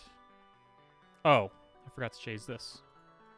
If I get a 400 bad request, it's almost always because I have the incorrect content type in my request. New command. New comnad to execute. Okay. Good. Excellent. New comnad.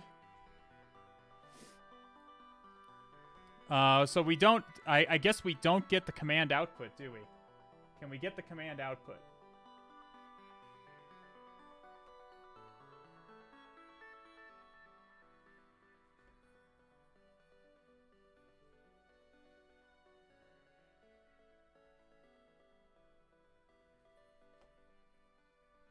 Agent command. I'm not comnab, bro. I'm just mad.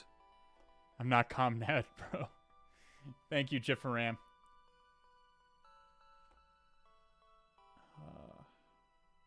I'm looking at the code, trying to... Maybe it just has to be /command. I think it wants /command. Like this. And we change request method to a get. Who am I? Is that the current command that it's set to execute?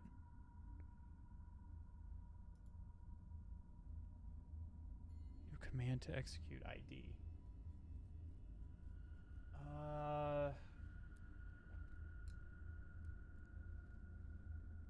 This is where I'm at right now. Hey, thanks for being here, Angel D. Let me get caught up on, like, subscriptions and everything. Jiffaram with the 69. Nice. Tiggle bitties. Buttstab with the 4 months. Welcome back. Seventh Chosen with the bringing Lancer John into the cult. Welcome.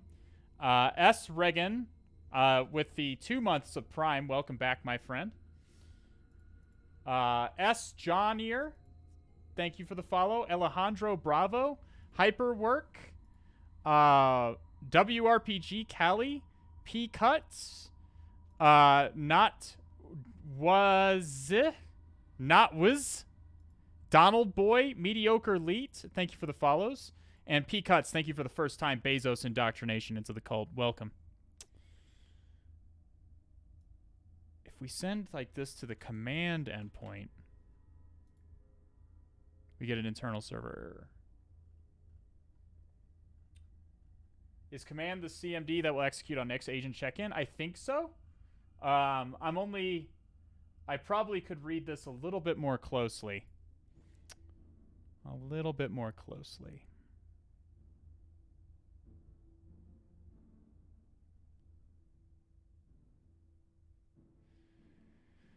So if command to execute next, yeah, it tells us what the command to execute next is. And it looks like the default command is who am I or something, which is why we got it that one time. But we're not getting...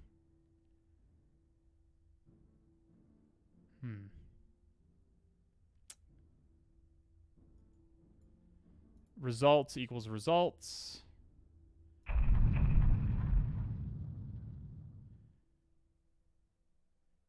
Getting... We tried get. Is there somewhere I can find out how Al-Hazred set up his terminal? Cool, looks cool. It's just that most of this is CRT. Most of this is just CRT. Cool retro term. You can download this. This is open source software. It's even in the Kali repos. Why bother with these commands when you can just SQLite db.SQLite? Yeah, we certainly can do that. Yes. We certainly can do that.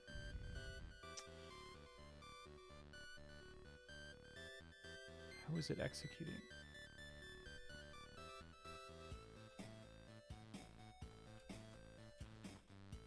It's in Python Docker. There's our app.py. Agent. Aggressor.txt.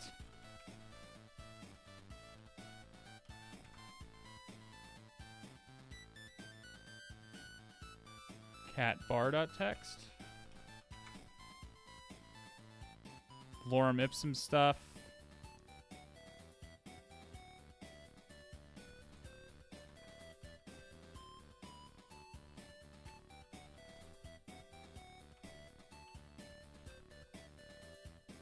Is it using a SQLite database?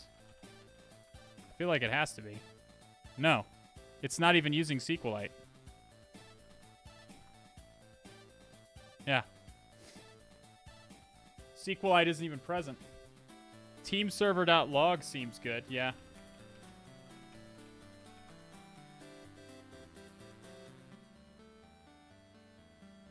Oh, here we go. See, we did get it. No, we got it.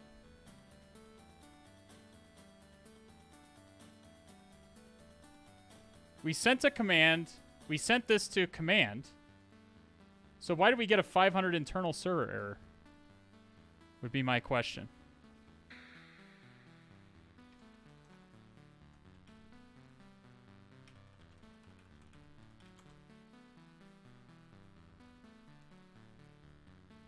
Yeah, it's giving us a 500 internal server error. Oh, but then something else is using a GET request.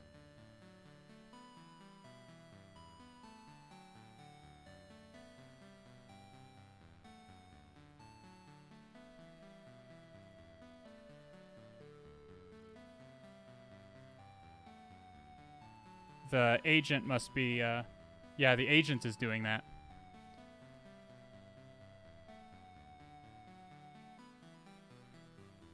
Wedman, low priv.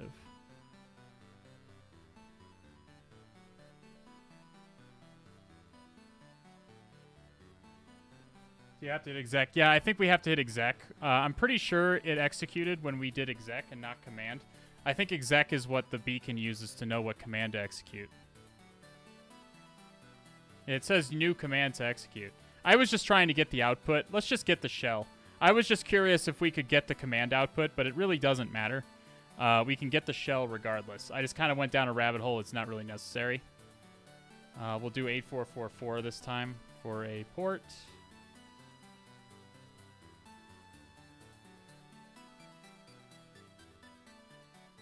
try that.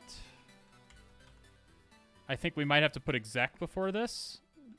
But we'll see if this executes correctly.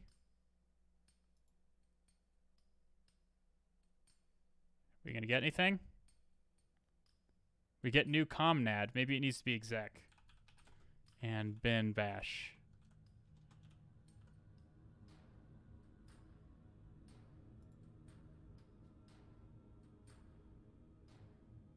Anything?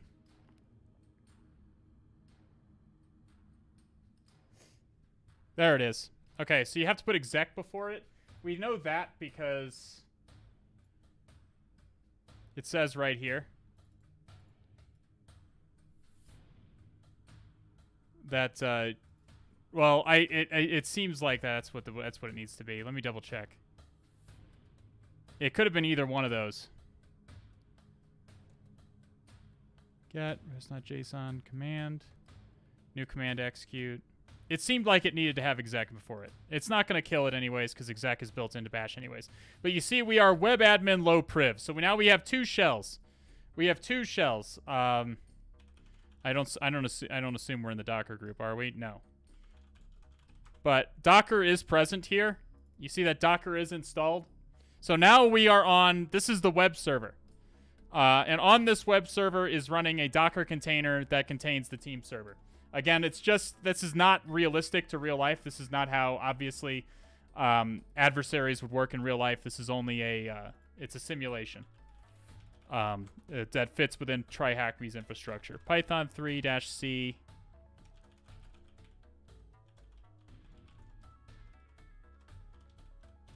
So now we begin. So now we have user.txt, I'm hoping, because it wasn't in the Docker container.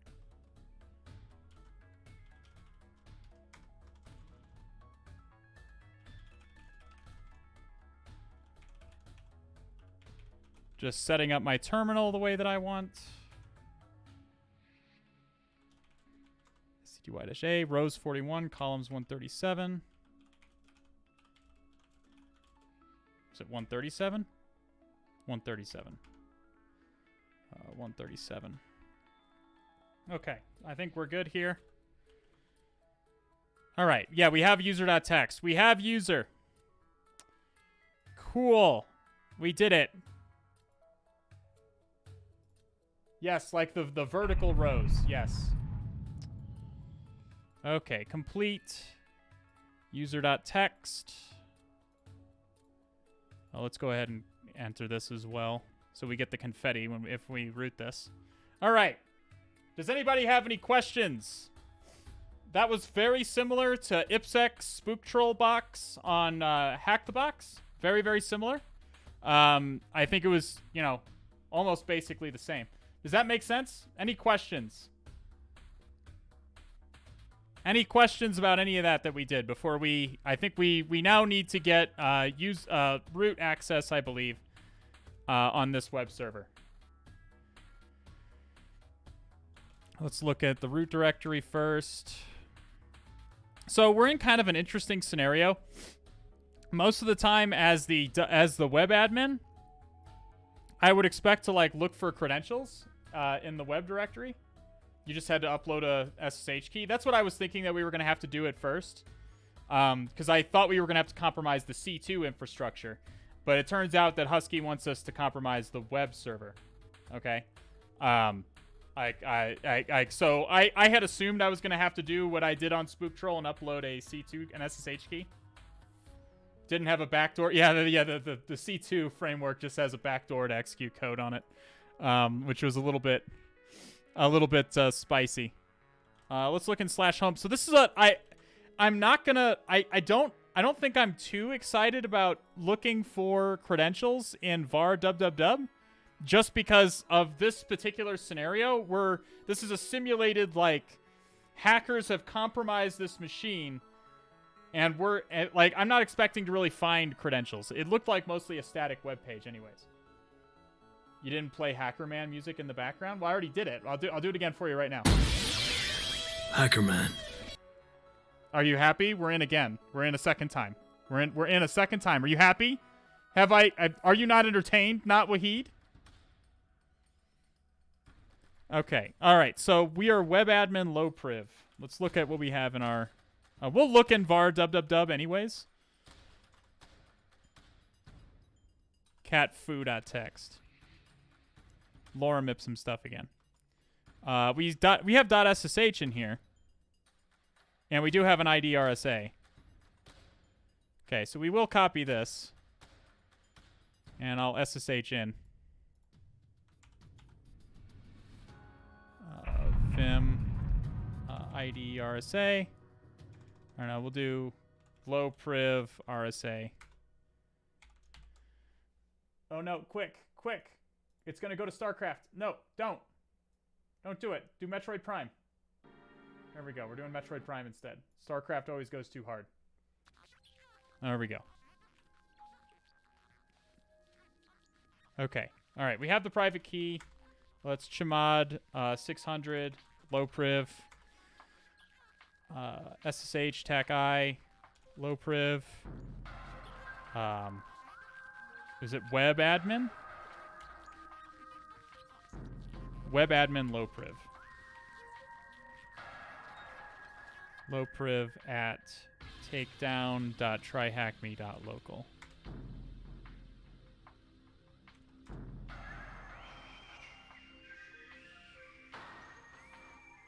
God, it's been like 4 years since they showed us a JPEG saying Metroid Prime 4 on it over at Nintendo, and they've produced nothing. I'm very mad. All right, we're waiting. It appears to be confused. All right, fuck it. We'll just go back to this. We'll see if it figures itself out.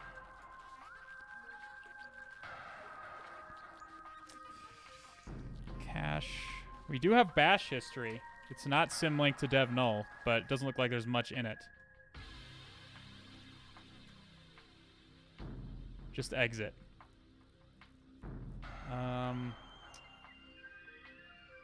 Let's look at var dub.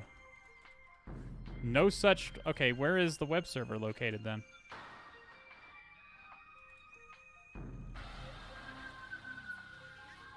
Is it an SRV?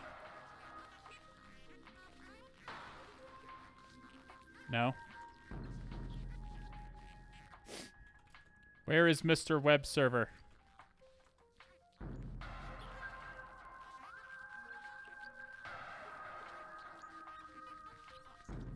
Okay, we'll just do PSAUX. I don't know, is it Apache that's running? It is Apache. We do have app.py running, though. That's just running inside of Docker, though. The Python 3 app.py is running in Docker. Web server in a different dot. Yeah, you might be right about that, actually. You may be right about that.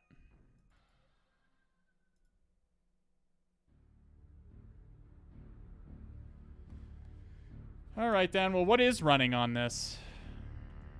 Got nothing here. Modem manager?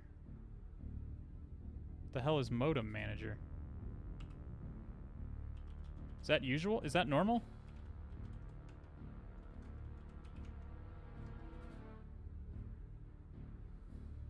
It's normal? Okay, I'll take your word for it. Listen! What?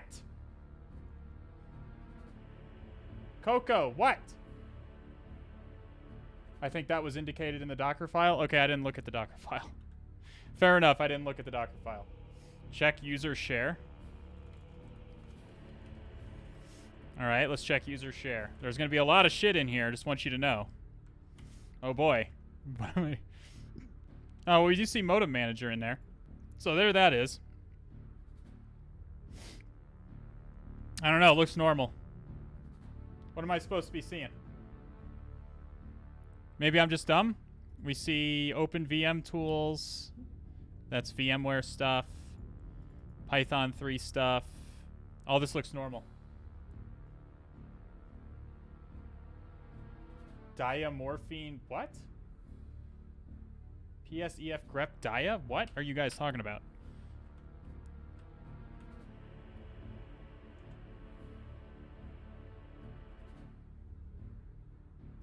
What?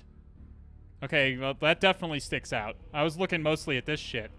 But I guess you guys let your eyes drift down the list literally at all. And you saw this incredibly obvious thing that should have stuck out to me immediately. Diamorphine secret.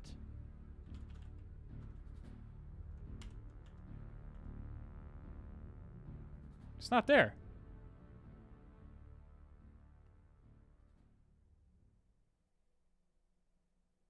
I did LS-TAC LA, didn't it? Yeah. I always do LS-TAC LA, almost. Honestly, I should just symlink it. What the fuck is happening here? What is this? Is it there? Can we... It is there. That's very strange. So the traditional way of making a file hidden in Linux, SVC Ghost. Definitely legitimate, for sure. Definitely for sure legitimate. So the traditional way of what I'm concerned about is that it does not show up when you ls-tac la this user share directory. That is highly unusual. The traditional way of making a file hidden in Linux is just by adding a period to the front. But that doesn't matter because I was doing ls-tac la, and the A part of ls-tac la reveals hidden files. That's why I add the A. The fact that it's not being shown, what does that indicate? What does it indicate if I'm running ls-tac la on this directory and it's not showing a directory in it? It's not a symlink.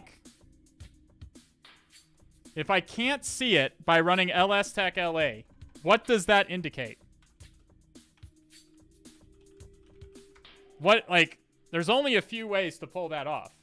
Yeah, it's rootkit. My guess would be it's a rootkit. It indicates... So what is a rootkit? I'm sure you've heard of a rootkit before, but what actually is a rootkit? A rootkit is... It's essentially something it's essentially malware that is capable of subverting the operating system itself. It is hooked in. It's literally sitting in between the heart of the machine, which is the kernel, and the operating system. It's literally sitting in between of the two, and it can modify what the operating system can see. The majority, and I'm drastically oversimplifying this explanation. So those of you who are more well versed in rootkits, please don't flip out in my chat. But essentially, the rootkit subverts the most malware operates within the operating system. Like we'll call the Win32 API, or if it's Windows anyway, or it will operate using Bash or whatever. It operates inside of the operating system itself. Okay. The rootkit does not. The rootkit subverts the operating system and basically establishes itself between the kernel and the operating system itself. And because of that, it can modify what the operating system can see and what it can do. Does that make sense? So if the operating system asks the kernel, hey, I need a directory listing on user share, and the rootkit doesn't like that, the rootkit can capture that. It's called a hook. It can capture that request, or at least the kernel responding, and modify the output. In this case, it's modified the output, it looks like, to remove itself from a directory listing. Does that make sense? Again, very simple explanation of what a rootkit is. Is this a known rootkit, or did Husky somehow get way more sophisticated when I wasn't looking? Did Chris Nova do this? Chris Nova is a YouTuber, not a YouTuber, a Twitch streamer who writes rootkits. Chris Nova writes rootkits. And HuskyHacks, all respect to you, but you and I are not on Chris Nova's level, okay? Chris Nova is a genuine black magic, executor, okay? Yeah, exactly. Like, so what is this fucking called? What, diamorphine? Diamorphine is a narcotic, by the way. I know that much. Diamorphine secret. Let's just Google the thing.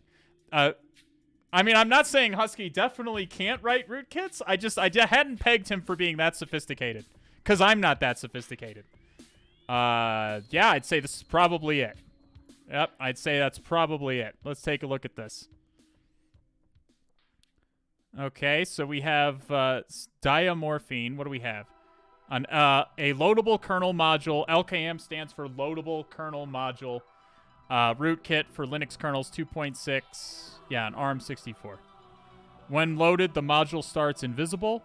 Hide or unhide any process by sending it a signal. Sending signal 63 to any PID makes the module become visible. So wait, can I do that? Let's do that. So how do you send a signal to a process? Anybody know? I know. It's a rhetorical question. What does anybody know how you send a signal to a process? It's kind of a counterintuitive command. What is his Twitch? It's a she. Chris Nova is a C. Yeah, it's kill. The kill command does that. Here, I'll link you to Chris Nova.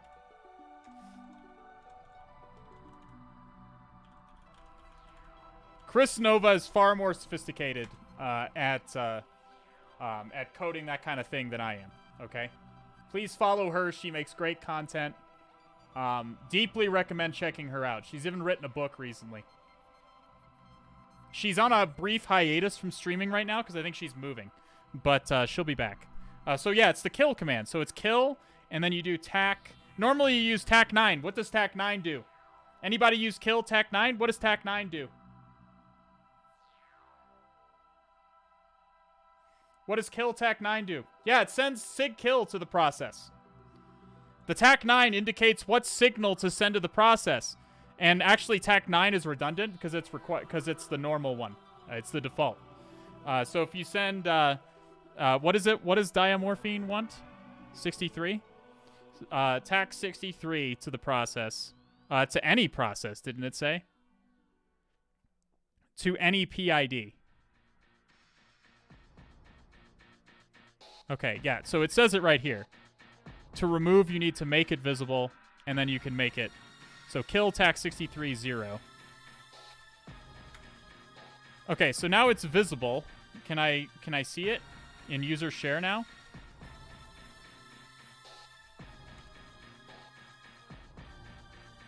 I still can't see it in user share. Can I even list kernel modules as a as an underprivileged process? Can I list kernel modules?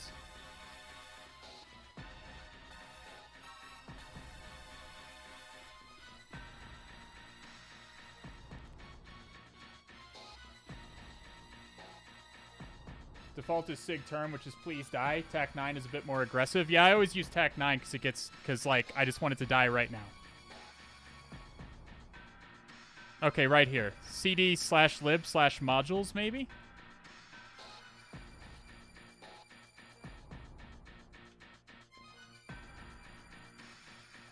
We may not. We're probably not. We're not going to be able to remove it without being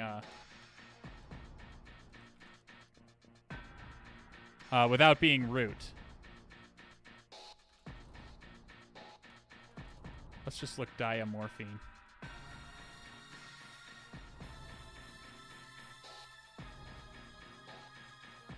Hey, thanks VR Linux. Thanks for the 7 months, my man. A hunter must hunt. Welcome back to the All Has A Red team. hunter must hunt cat jam. Cat jam indeed, my friend. Let's see if it shows up. It could be we still can't see it because we're not root.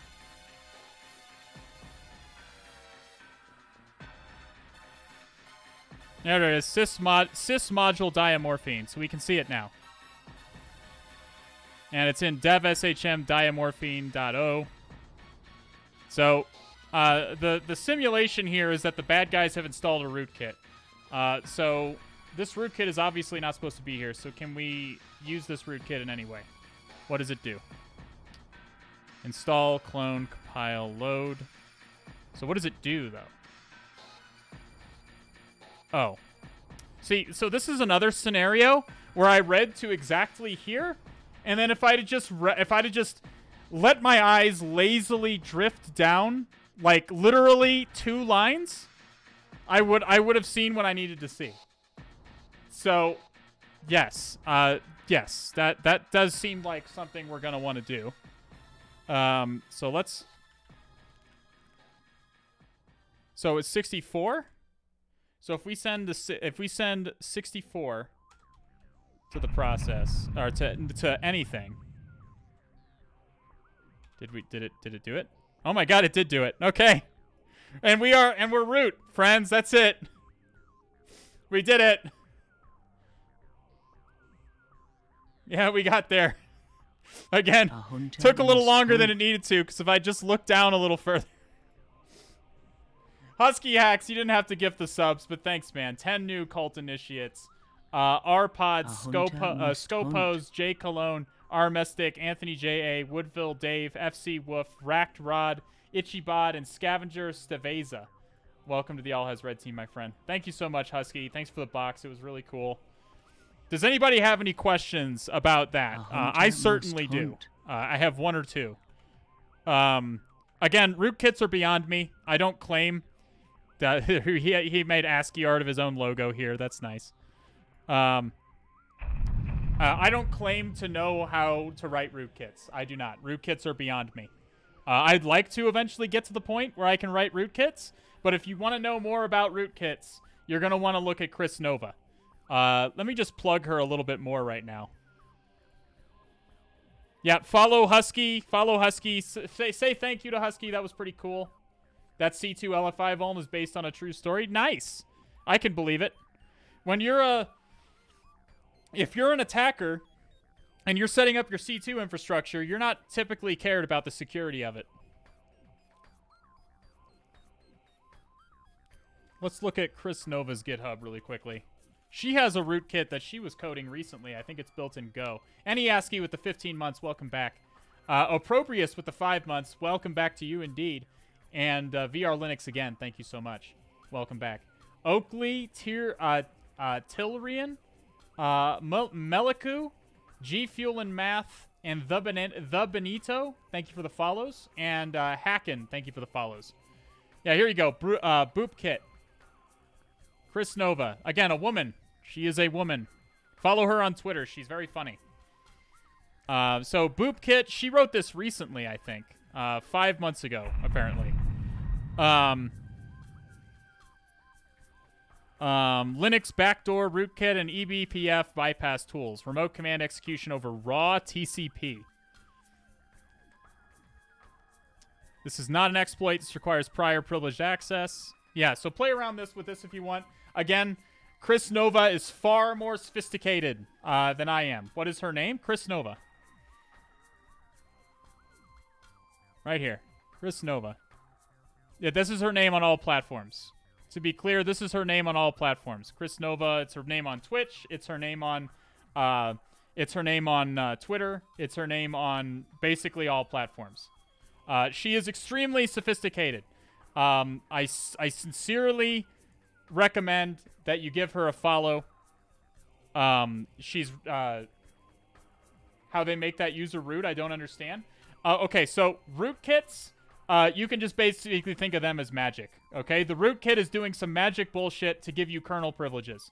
The rootkit has kernel privileges, as in it has the highest level of privileges that are possible on the server.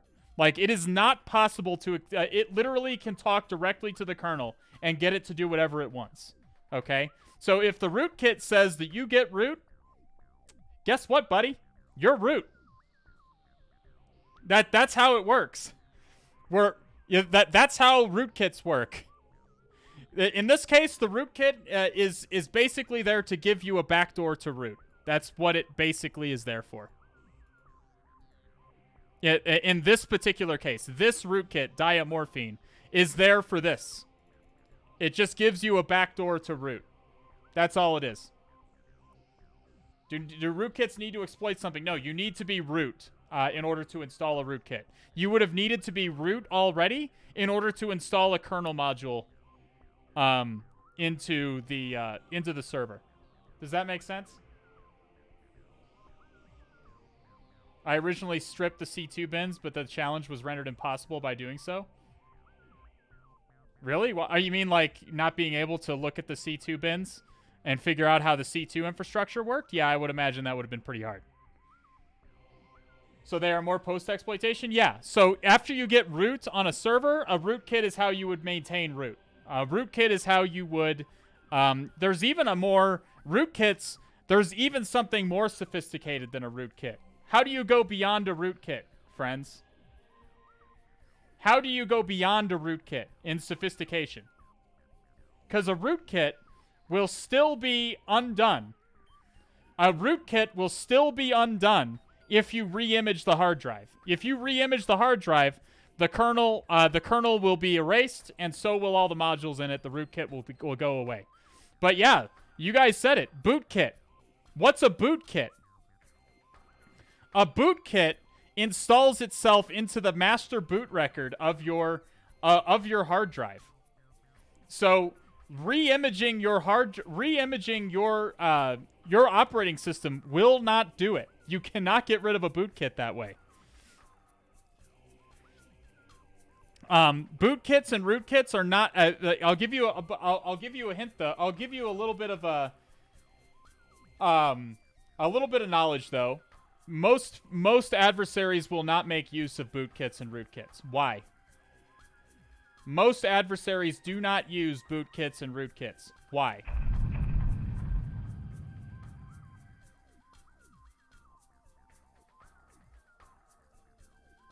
You could argue it is necessary. It's good for access. Not scalable? Nope, not necessary. I mean, once they're root, they get what they want to dip out? No. That's categorically false. Typically, adversaries will stick around on rooted systems for very long periods of time.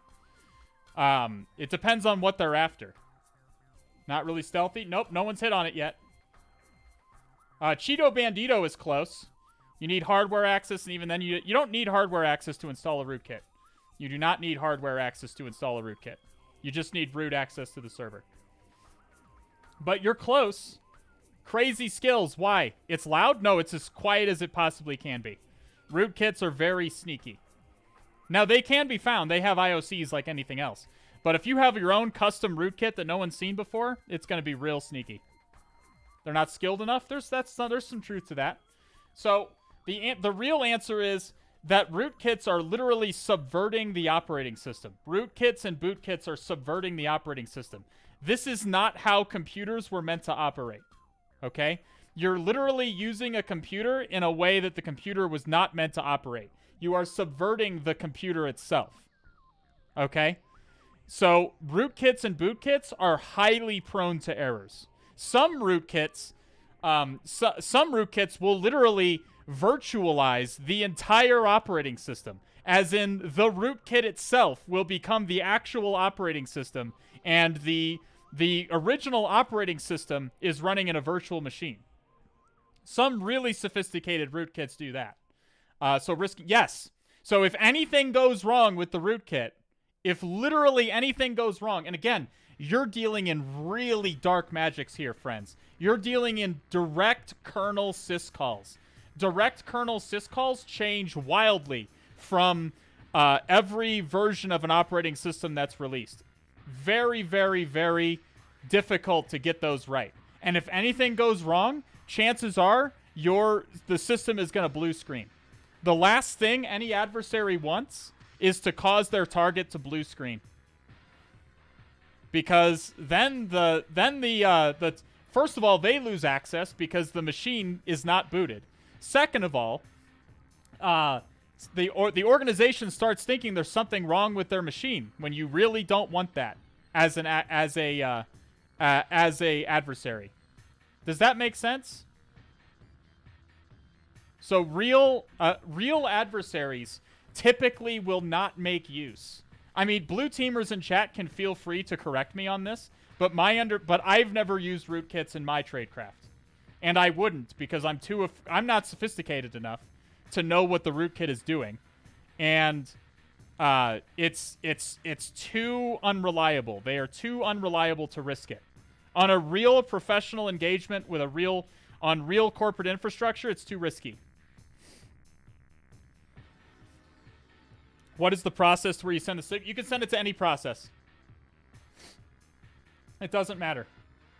Blue teamer here, and yes, you're right. Yeah, I mean, it's not to say these don't exist out there. They absolutely do. Rootkits and bootkits do very much exist out there. Okay? But they the most, like, you have the adversary, most of the adversaries out there are not using them.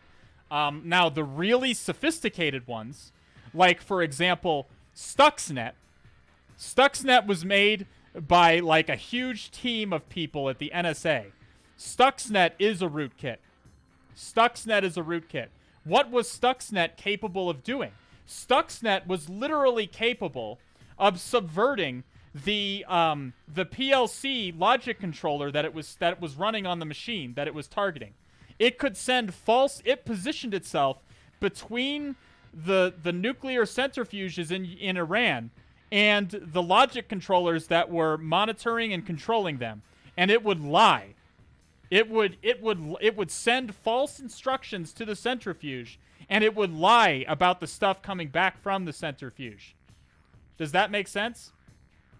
Stuxnet was made by a team of like 30 extremely sophisticated minds. We're talking, these people were the fucking big brains. Like if they were a Wojak, they were the Wojak sitting in the chair of their own brain. Okay? And it was 30 of those people. Like, it was roughly like 30 of those people of the Wojak sitting in a chair of their own brain. Okay? And yeah, Stuxnet worked. Stuxnet as a rootkit did work. It got the job done. It did its thing. But most adversaries are not that sophisticated. Most adversaries do not have nation-state levels of resources to throw at a problem. And so they're not going to be able to dedicate the time and sophistication that it takes to make a rootkit that you're reasonably sure is not going to blue screen and destroy and like just crash the entire target infrastructure. Yeah, Stuxnet is extremely sophisticated. It's the most sophisticated. I think to this day, it's the most sophisticated malware anyone's ever seen. Didn't Israel mess that up? No one knows for sure. The word I think that we have is that Israel was not satisfied with how fast Stuxnet was spreading, so they made it more. Stuxnet had a built-in functionality to be patched on the fly. It could be sent instructions and new versions of itself. So they changed some variables in it to make it spread more quickly, more rapidly. And that's when it was detected. It was detected it was not detected in Iran. It was detected because it spread to places it wasn't supposed to be. It was Stuxnet was not normal malware. It was a laser-guided bomb directly into the Iranian nuclear program. Does that make sense? It was only supposed to infect really specific machines on an air-gapped network in the Iranian nuclear program. Okay? It was caught because it was infecting machines that it was not supposed to, because it was made more virulent after the fact. If a rootkit is sophisticated enough, it would never be found. Theoretically, a rootkit does exist that is like perfectly coded with no mistakes. That would never be found because it subverts the operating system and it mutates all of its theoretically. You could conceive of a rootkit that way, but as far as I know, none of them have ever been made. Chris Nova, Krisnova. Ask her about rootkits. She's the one who writes actual rootkits. She has one right now called BoopKit on her GitHub.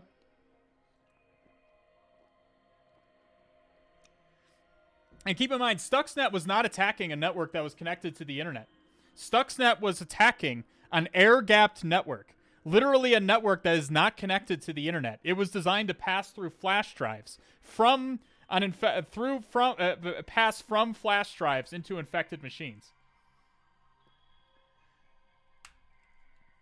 So rootkits, extremely sophisticated malware. I'm not good enough to write malware that sophisticated. Maybe one day I will be, but not at this moment. Chris Nova is that sophisticated. Peep Trucks and Ein Wickler, thank you for the follows. All right. Well, we ended up with a lot more time left than I was expecting. The developer, you did miss it, unfortunately. You did miss it. I wasn't expecting us to get through it this time. I thought it would take longer, but I think I had a little bit of a leg up, I think. I can see why people would have been stuck on this if they weren't a red teamer.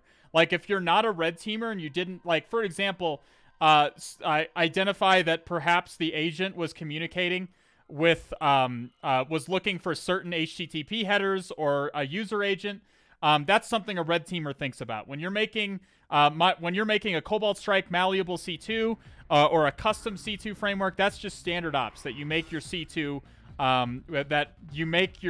framework only respond to requests that have a certain thing that only your agents know on it. Does that make sense? So I think that little things like that just came more easily to me.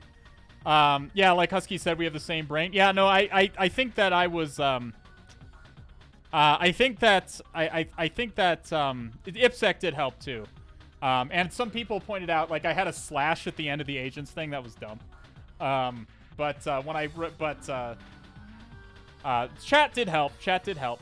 How would we have found the rootkit if it was hidden from PSAUX? We might not have been able to, ClayHacks. As a non-root user on the machine, it could have easily been made impossible for us to find that rootkit. But yeah, we did find it by using find. It was in dev shared memory.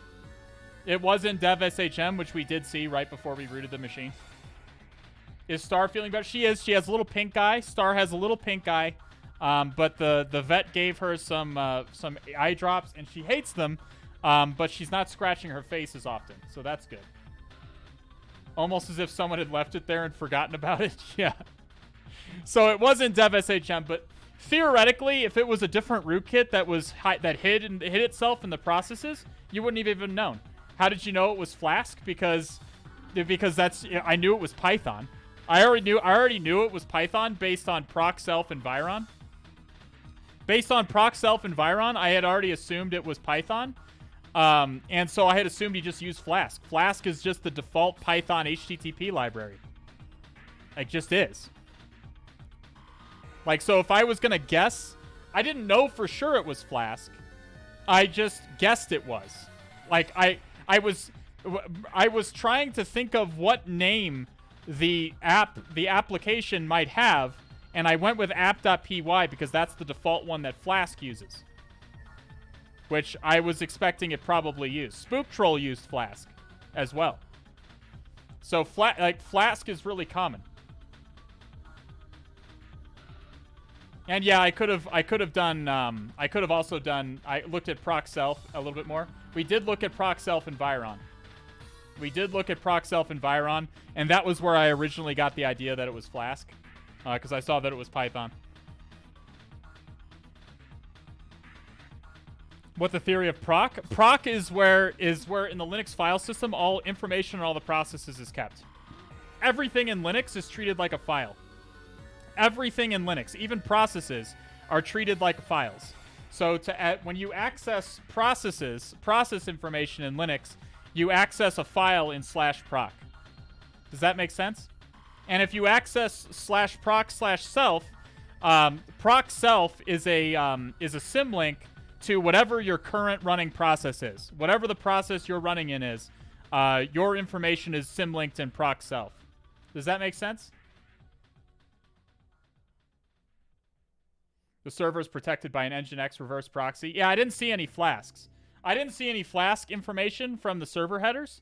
I looked at proc self environ, if you recall, to see what it was running, and I saw that it had a bunch of Python-based environment variables run. So I was like, oh, it's probably Flask. I mean, it just seemed like a logical. It just seemed like a lot. Here, let's look at proc real quick. Let's look at proc, okay? Since everybody's concerned about proc all of a sudden. Okay, so let's look at proc. We're on the box still. How much time do we have left on said box? Hang on, let me double check. Oh, yeah, we have 53 minutes. That's plenty of time. Okay, so this is proc. you can see that this is the PID, the process ID. So the information on these various processes is contained in the PID. So for example, if we wanted information on I guess my reverse shell here. Let's say we're a blue teamer and we want information on this reverse shell. We'd look at the process ID, which is 3225 right here. And we'd CD into a directory that contains this information. And we can see a bunch of information about the reverse shell that we're dealing with here. Okay? So you can see environ. These are the environment variables that are loaded into the process. You can see that we have a path environment variable here. We have a host name. We have a virtual host. We have some keys here. Python stuff. This is all coming from the parent process ID. I saw this weird log on my server the other day. The conversation makes me think it might be a rootkit.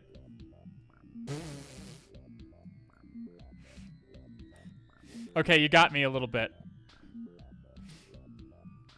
We do have a weird...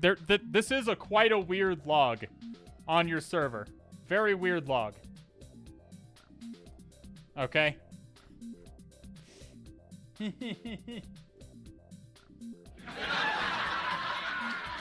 Okay. All right. So this is the process on like. But let's say you don't know your PID.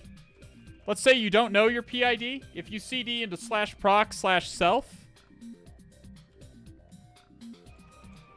you'll end up in the correct directory for the process that you're a part of right now.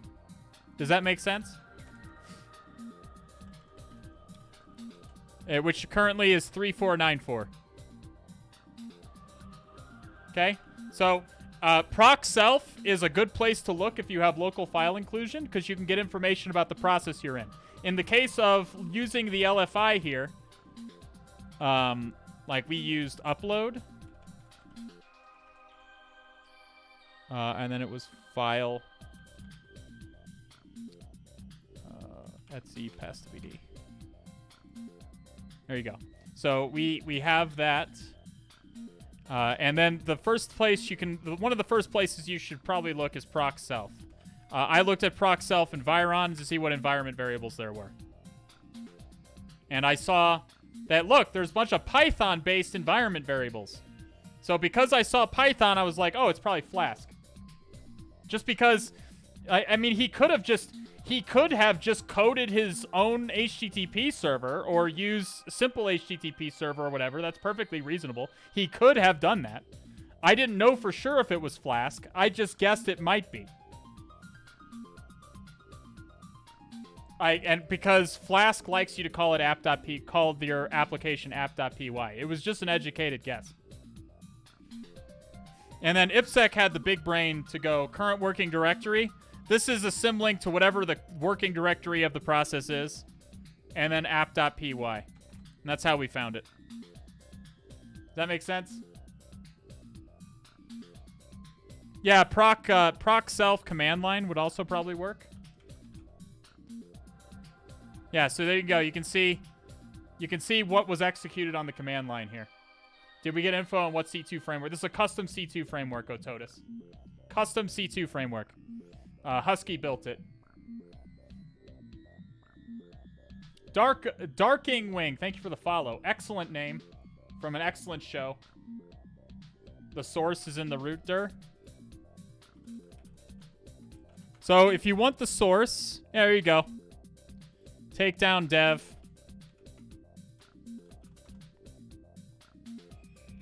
Rootkit.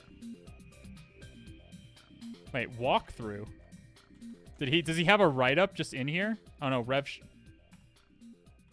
oh, maybe he's gonna release a walkthrough on it. Backstage, maybe?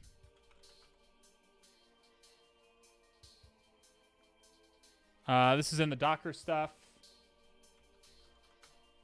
Where's the NIM? It's probably in...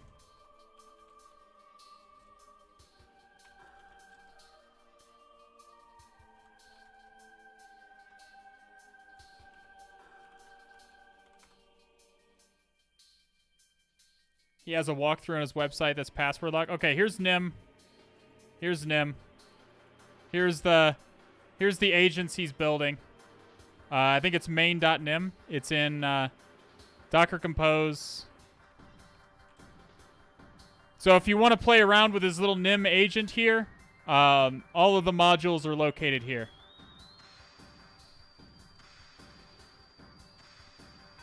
You'll have to get root on here, and then you can see. You can see the source code for the C2.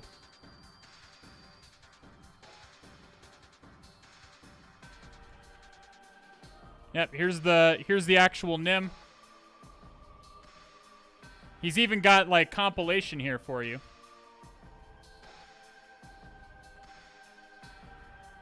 So again, NIM is very easy to cross-compile.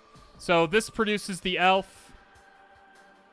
This produces the Windows version that we saw, I think.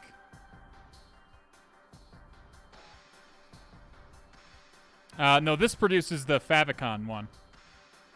It looks like. Yeah, Ming W indicates you're compiling it for Windows. So, NIM is very easily cross-compilable. Cross-compilable. Okay. Some millennial shit here. That's good. So, yeah, you see a bunch... You can see all of its... You can see all the source code for you right there. All the source code. Very, very nice. Okay. So, if you're curious, root the box, and you can poke at Husky's NIM code there. This was designed so the more you enumerate and identified eventually the NIM agent source, the easier you'd find it. Yeah, it didn't originally occur to me to even look for app.py, and then I realized I could. After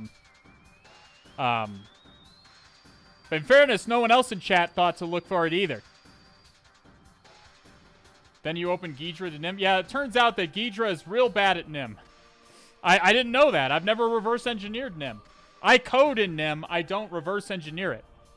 So, as it turns out, Ghidra is pretty bad with NIM. Good to know. Evan Kadisi, thank you for the follow. And you could have... it was trivial to, like, obfuscate this. Like, for example, if you use str encode, if you use NIM, the NIM str encode,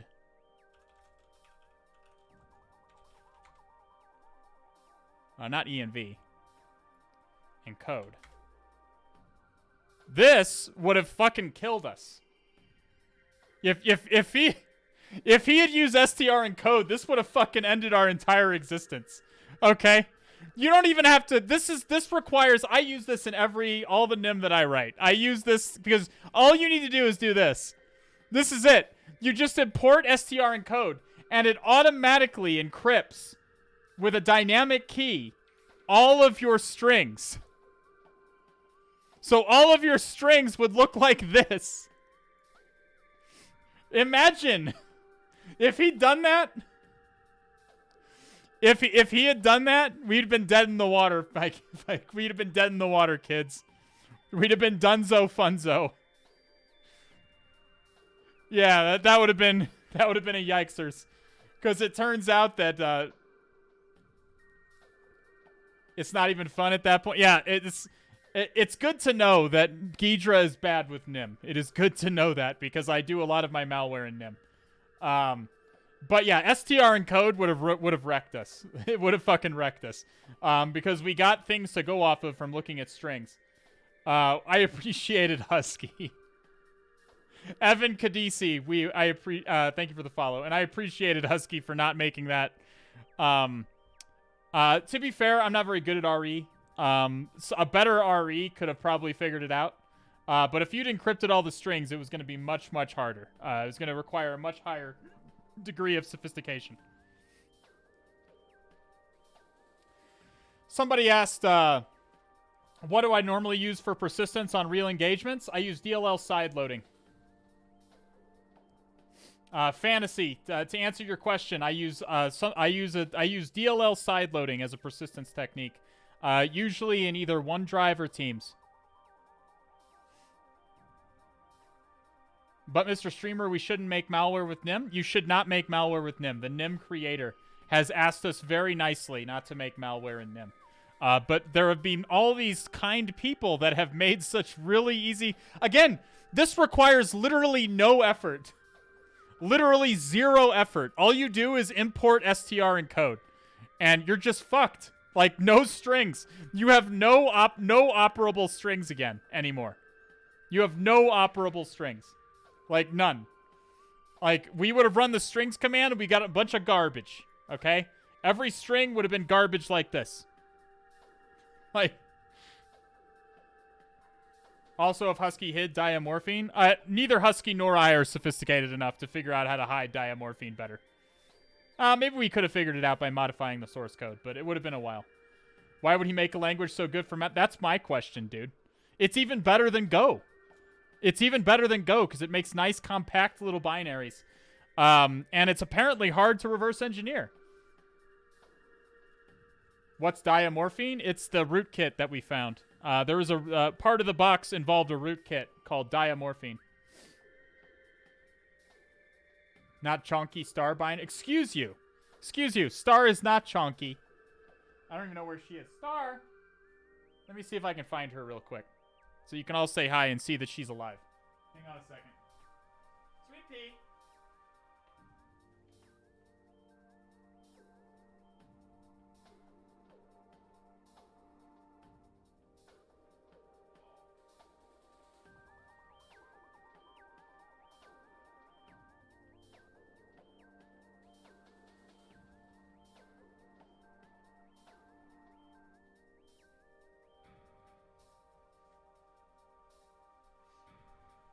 Okay, here she is. She's in her palace, as you can see.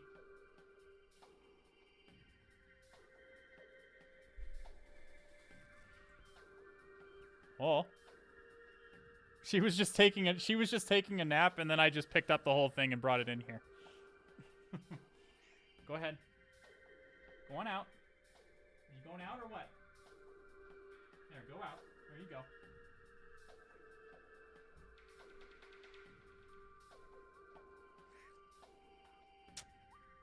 Say hi. Say hi to the stream. Don't you look healthy? I appreciated all your well wishes. Everyone's well wishes to Star. She wasn't seriously ill. She had a little bit of pink eye, but I think you see it's clearing up. She's not squinting or rubbing her face anymore, so that's good.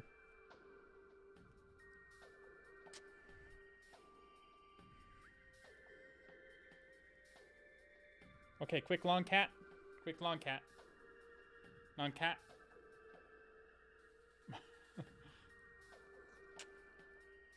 Okay. Go ahead, honey. Here, I'll put you back in your thing. Hang on.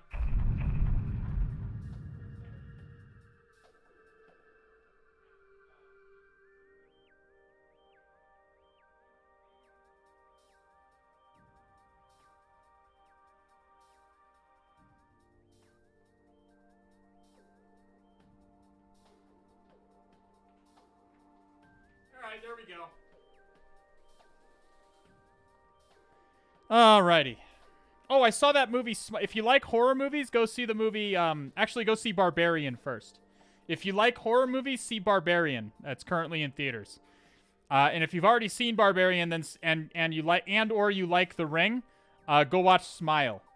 Smile is a good one too. So I saw those in the past week or so. I saw Smile the other night, and I saw Barbarian a week ago.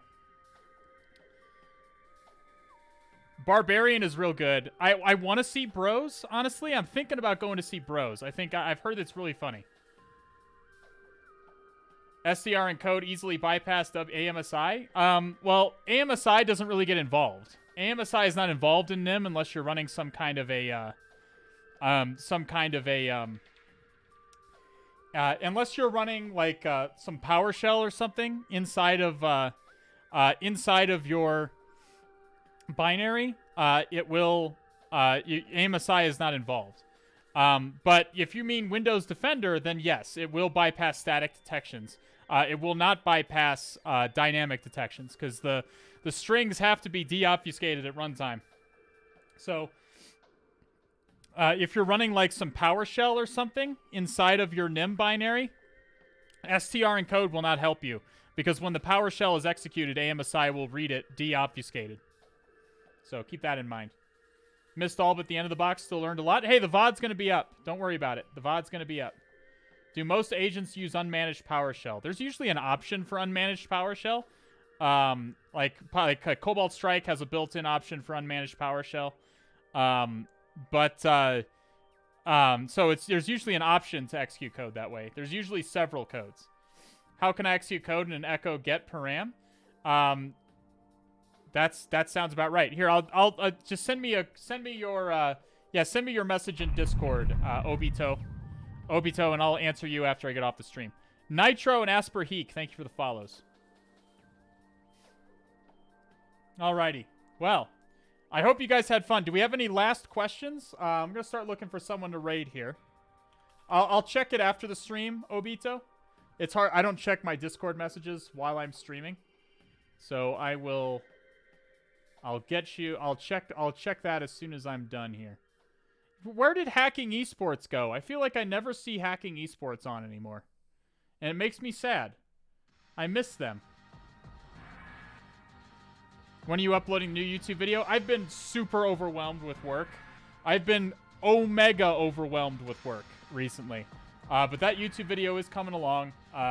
It's gonna be here sooner or later. Okay? Again, I do apologize. That one's taken a while. Keep in mind, I do stream 3 times a week, and I do have a full-time job, so I'm pretty overwhelmed with stuff going on. Security Live is cutting his grass. That's good on Twitch. Let's see if there's anyone else online right now that we can stream. We'll be back again on Tuesday doing... I don't know. Do you guys want to do more Natas on Tuesday? Did you guys enjoy Natas last time?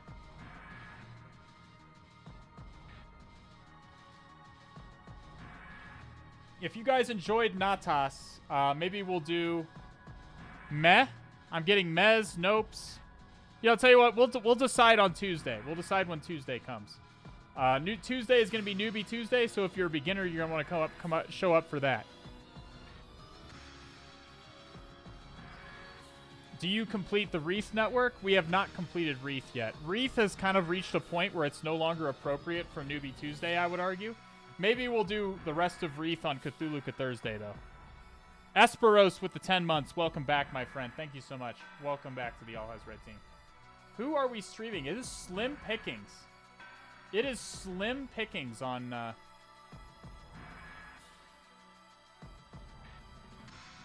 what... Like, it literally requires... Like, Wreath at this point pretty much requires, like, all kinds of crazy shit, like C2 frameworks and so on and so forth. It feels a little bit beyond Newbie Tuesday for me. A lot of port forwarding. Yeah, well, I miss the days when GoPro would magically start streaming right as I'm about to turn off the stream.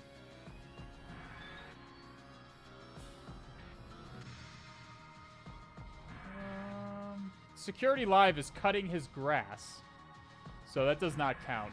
We're not going to be rating that.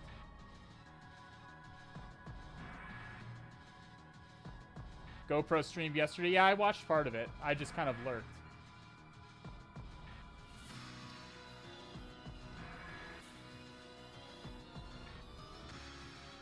Nobody streams on Tuesdays, I swear to God.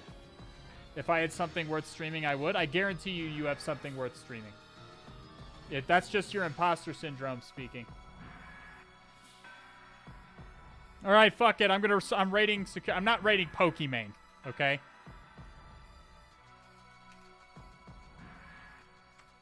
That op word was intimidating, but hopefully it wasn't too bad once we got into it. Hopefully it wasn't too bad.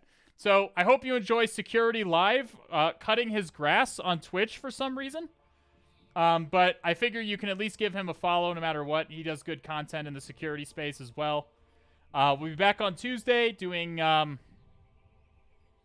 know yet. We'll find out when we get there, okay? But it's going to be Newbie Tuesday content. If you're a beginner, you're going to want to show up for that day.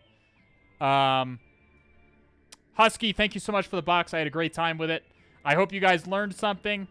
Yeah, go to bed tonight knowing a little bit more than you did yesterday. I'll see you guys again when the stars are right. Have a good night, day, or whatever time it is, wherever you are. Stay safe. Love all of you.